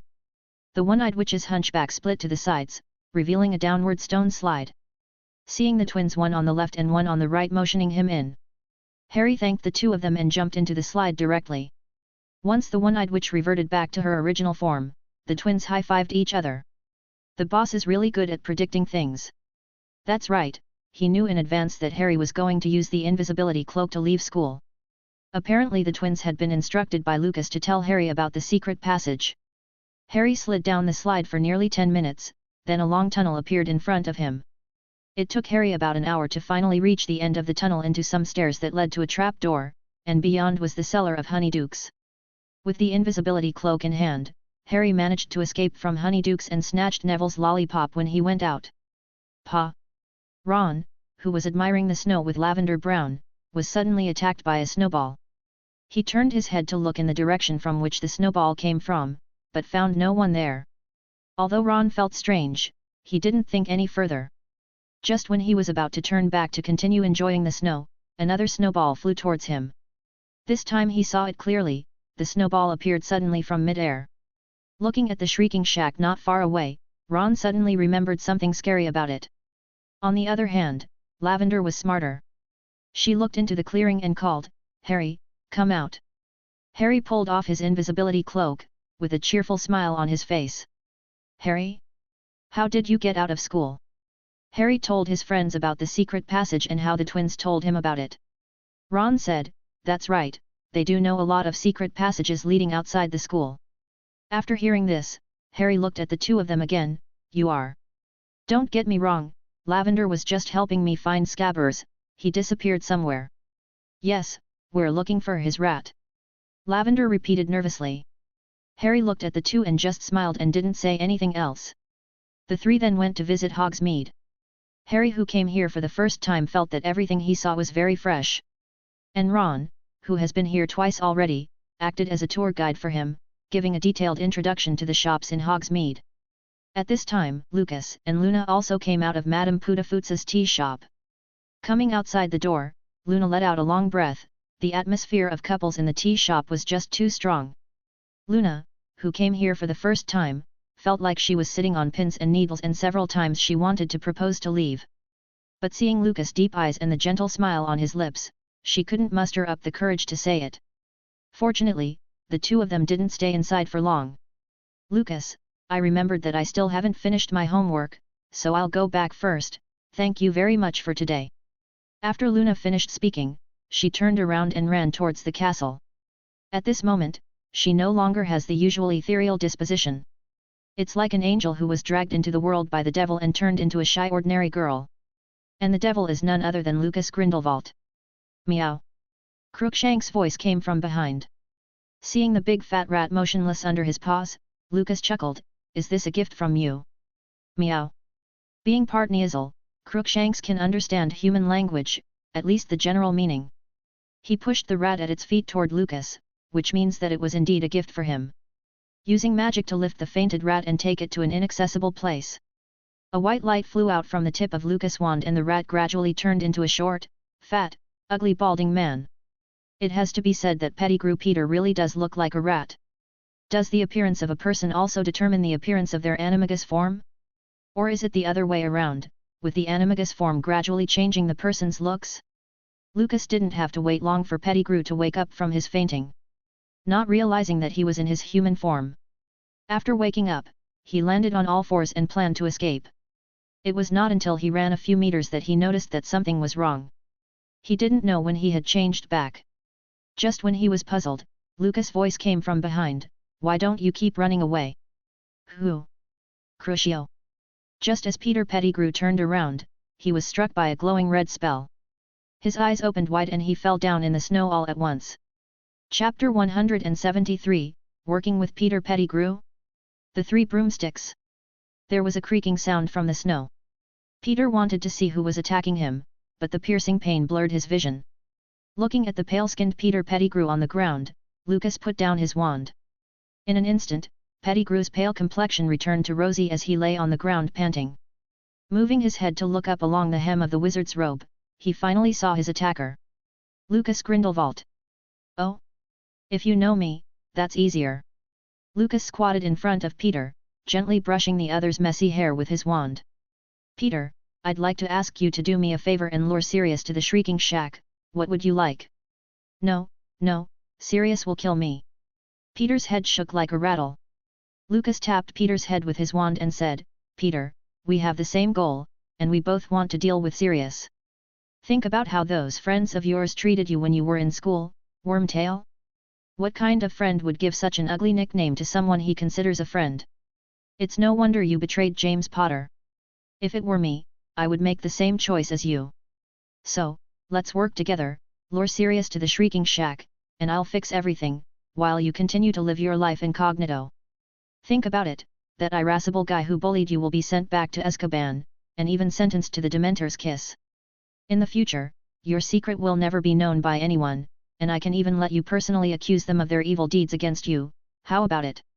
Peter, think about it, did they really regard you as a friend?" Pettigrew seems to be stuck in a past memory, so Lucas took this opportunity to use legilimency on him. It really wasn't much different from his guess. "Peter, let me help you, let's get revenge on Sirius and Lupin, okay?" "Good." Seeing Peter Pettigrew's ruthless face, Lucas smiled silently. He didn't expect this guy to be so easy to fool. While Peter was not paying attention, he took out a bottle of potion and poured most of it into Peter's mouth. What is this?" "For insurance, I need to have some insurance. This is Professor Snape's unique poison." Seeing the rat-like face of Peter showing an expression of fear, Lucas patted his shoulder. "Don't worry, as long as you do what I say, I'll give you the antidote when it's over. Of course, you don't have to believe me, but it's been 3 years since we first met. Who I am, you should know better than your stupid master, right?" Pettigrew nodded apprehensively. Just at this time, a few dogs barked in the distance. "Why don't you turn into a rat and leave soon? Is it possible that you want to be caught by Sirius right now?" Peter didn't think much, changed into Scabbers, and quickly disappeared into the woods. Lucas also casts the disillusionment charm on himself. After a while, Sirius ran past him. Stretching his waist, Lucas walked step by step. After checking the time, he realized it was time for his appointment with Dumbledore. He was wondering what the old man wanted to discuss with him this time. In Hogsmeade, Harry and Ron along with Lavender also visited the village. The three finally arrived at the Three Broomsticks. Ron pointed to the beautiful busted woman at the door and said, "That's Ms. Rosmerta, a very attractive woman, everyone loves her." His words caused Lavender to roll her eyes. From the looks of it, she hated Ron complimenting other women in front of her. At this time, a sleigh was approaching from afar. Sitting on the sled was Fudge, the Minister for Magic. "Oh Rosmerta, has your business been doing well recently?" Rosmerta held a hammer in her hand and walked towards Fudge with an unfriendly expression. "Because of that bastard Sirius and your Dementors, the guests always leave early and I have lost a lot of money. So, when will your Aurors catch Sirius?" Looking at the hammer swinging back and forth in front of him, Minister Fudge backed away again and again. Right away, I'm here today to discuss this with Dumbledore. As soon as Fudge finished speaking, he was patted by Professor McGonagall, who rushed over. Only then did he realize that he had slipped his mouth, but Rosmerta, who still didn't understand what's going on, was jointly pushed into the bar by Professor McGonagall and Minister Fudge. Dumbledore coming too. Harry's voice came from inside the cloak. Yes, that's what Minister Fudge said just now, and he also said that he would discuss the capture of Sirius Black. Harry, who was determined to catch Sirius himself, thought that this was a great opportunity to collect some information. He has an invisibility cloak after all, so sneaking into the bar to eavesdrop on the conversation of Dumbledore and others he should not be found. Making up his mind, he walked towards the 3 broomsticks. When Ron found out what he was, he had already walked to the door of the bar. Ron followed the footprints. It's a pity that he was blocked by a shrunken head hanging at the door of the bar. Harry had never seen such a noisy and chaotic bar. There was choking smoke all over the place and the crowded round tables were full of adult wizards. Thanks to Rosmerta's charm, this is the way it is most of the time. Many people come here to order a butterbeer after work, then talk loudly with their companions or anyone they find at the bar until dark.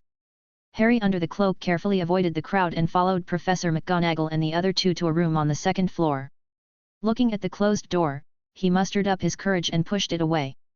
The people inside didn't notice, thinking that the door was blown open by the wind. Rosmerta stepped forward to close the door and asked, "Where's Dumbledore?" "He said he was waiting for a friend," Professor McGonagall replied. "Is there anyone else coming?" Rosmerta asked curiously. Professor McGonagall said with a smile, "Not 1, but 2, 3 people including Dumbledore." "Then I'd better ask someone to prepare more refreshments."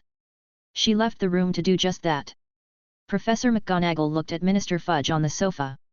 "Minister, what are you going to do about the Dementors entering the campus?" "Oh, Professor McGonagall, I'm having a really bad headache right now. I don't know who sold this information to the newspaper. Many newspapers have published the Dementors' invasion of the Hogwarts Quidditch game, and now I have to deal with countless howlers every day." Minister Fudge patted his forehead. He hated the bastard who took the photo. Seeing that Professor McGonagall was still staring at him, he sighed helplessly. "I have asked the Dementors to retreat outside the school, and it should be fine now. Besides, didn't Mr. Grindelwald kill more than a dozen Dementors this time? That's amazing, no one has ever been able to kill a Dementor." Professor McGonagall nodded in agreement. She also never imagined that her students would manage to do something like that. The expressions of the 2 were quite emotional, which made Harry, who was hiding aside, feel very uncomfortable.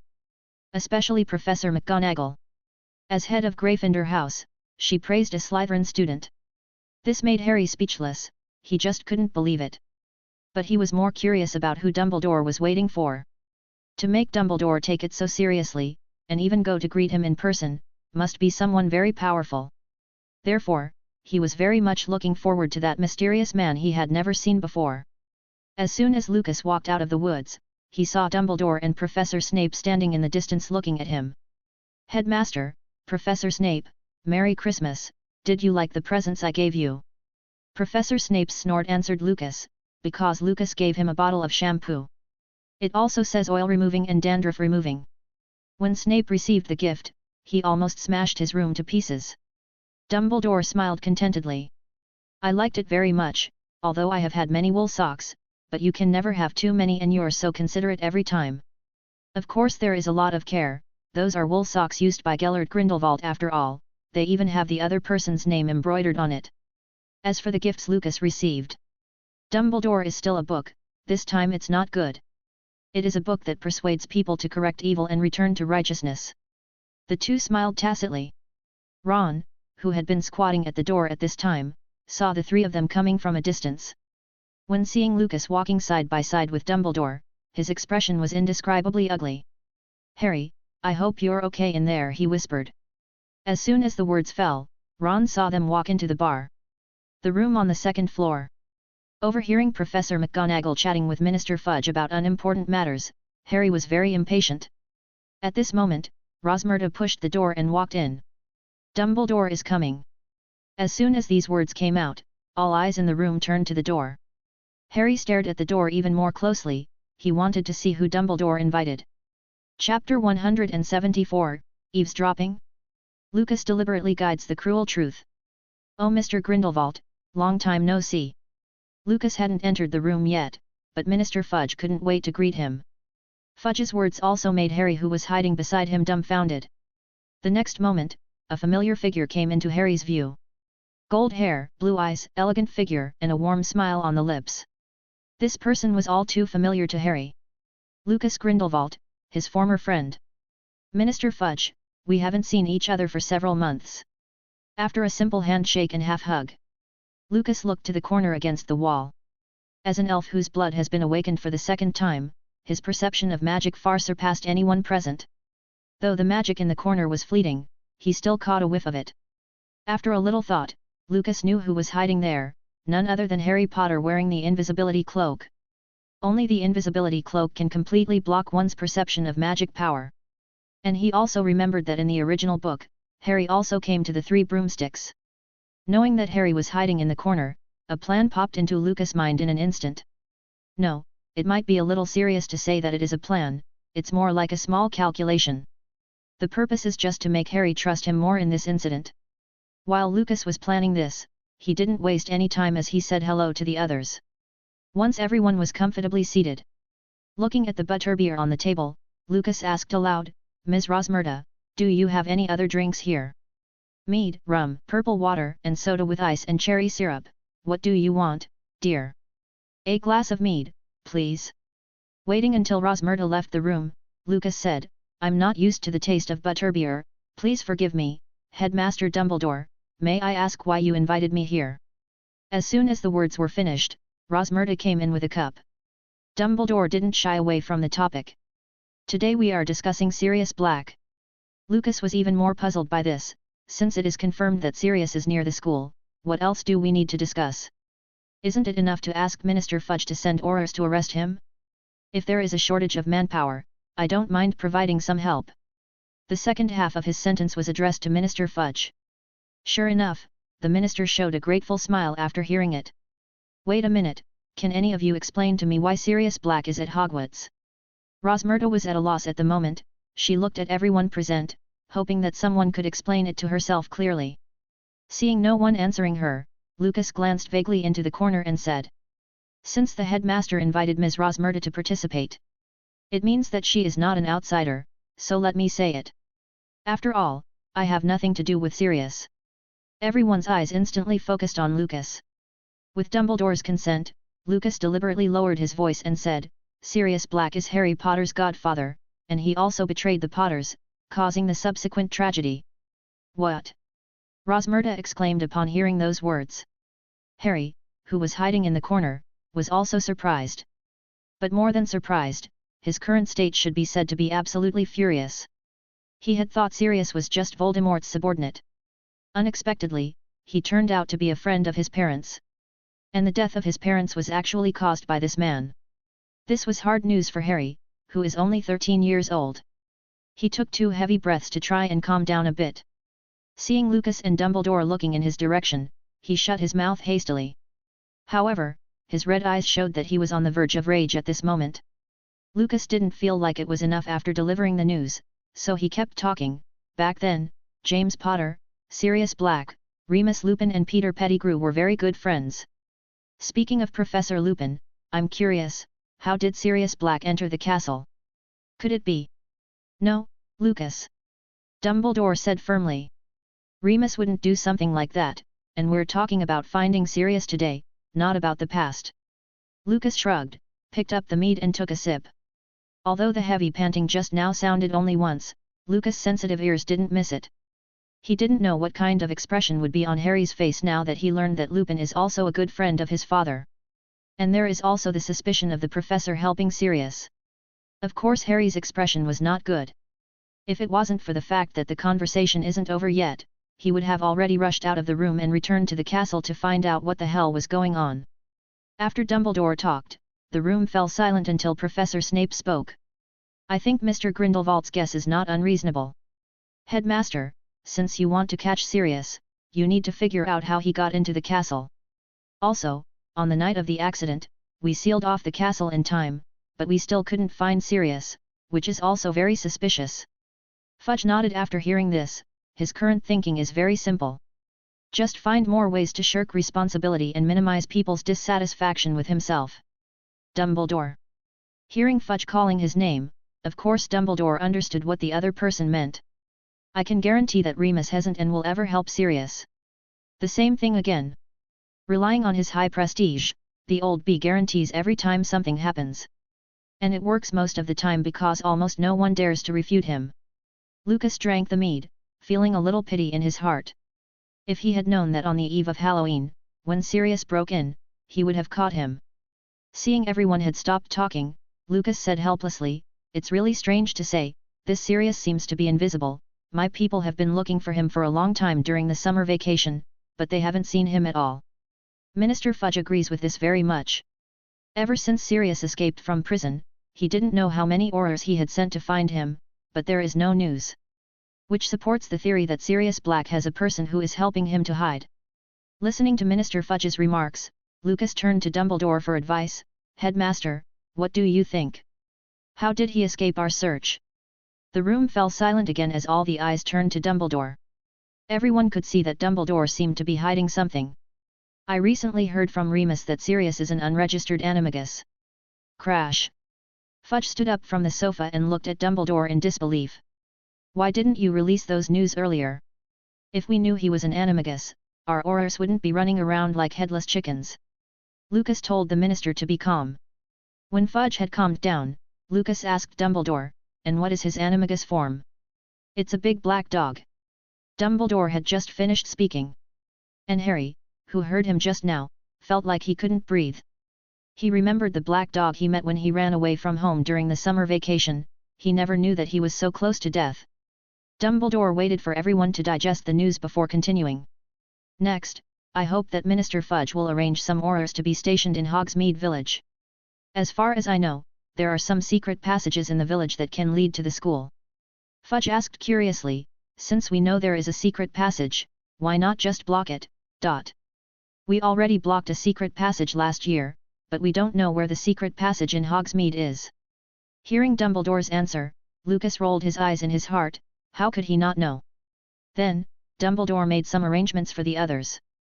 Only no arrangements were made for Lucas. Out of the corner of his eye, he looked into Harry's hidden corner and Lucas knew it was time for him to show off his acting skills. "Headmaster, what about my mission? Or is it the same as the previous 2 years?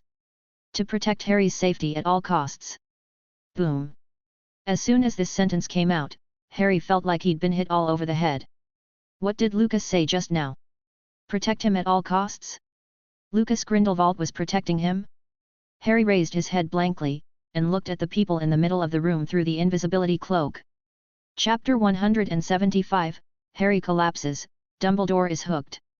Overhearing all the news, the impact on Harry was really big. He just looked blankly at Dumbledore. Not just Harry, but everyone else except Professor Snape who already knew. Dumbledore gave Lucas a curious look.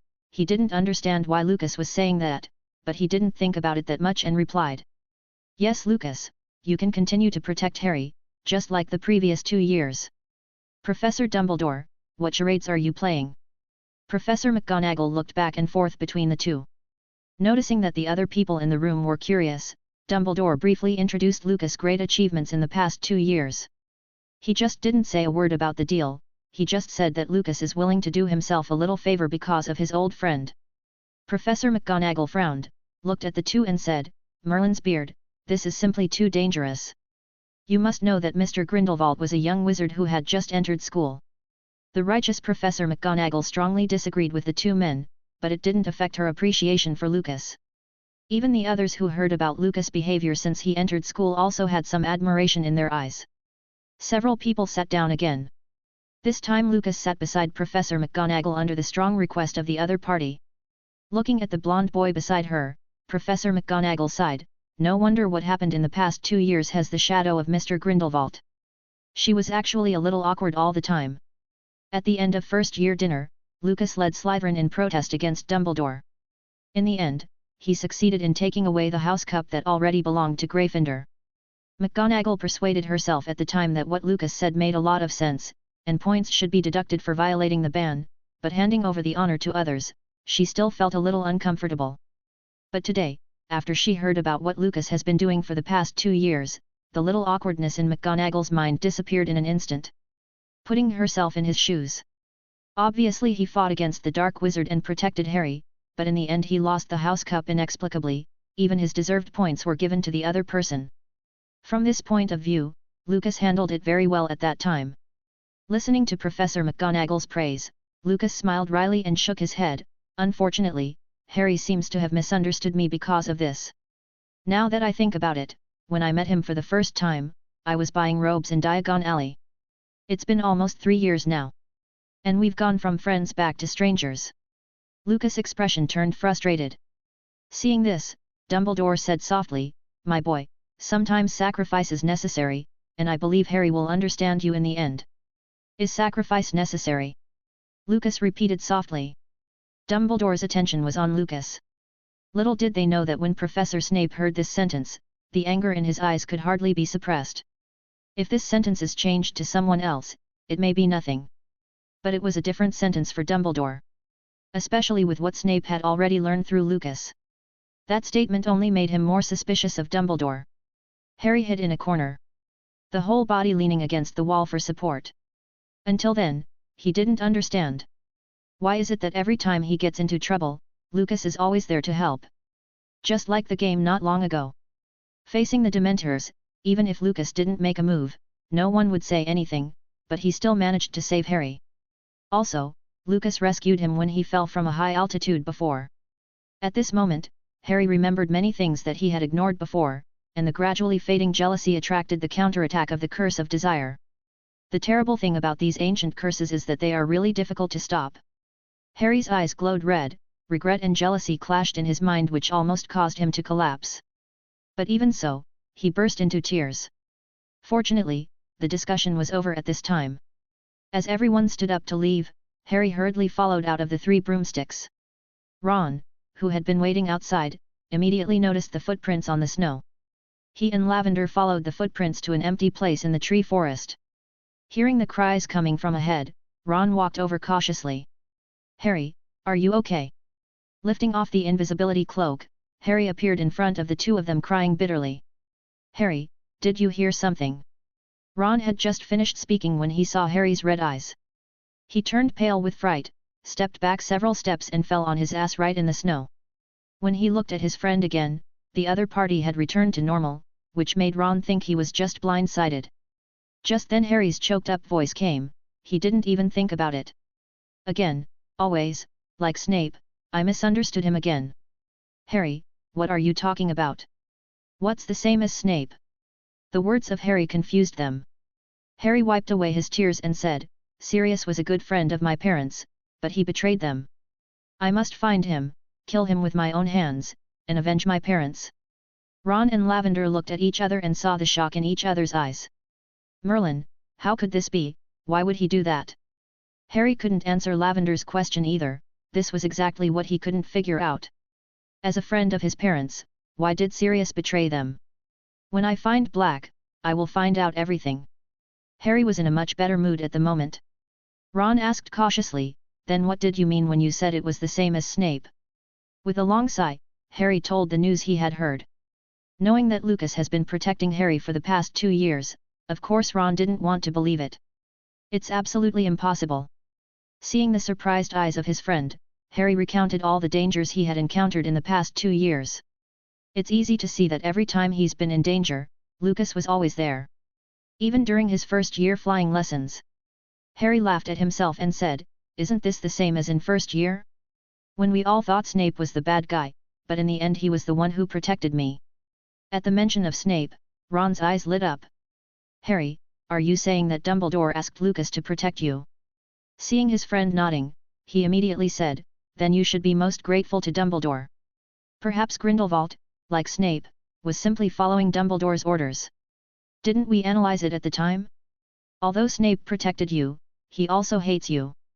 Protection and loathing don't conflict, and maybe Lucas is the same, he's a Slytherin after all." Harry pondered for a moment.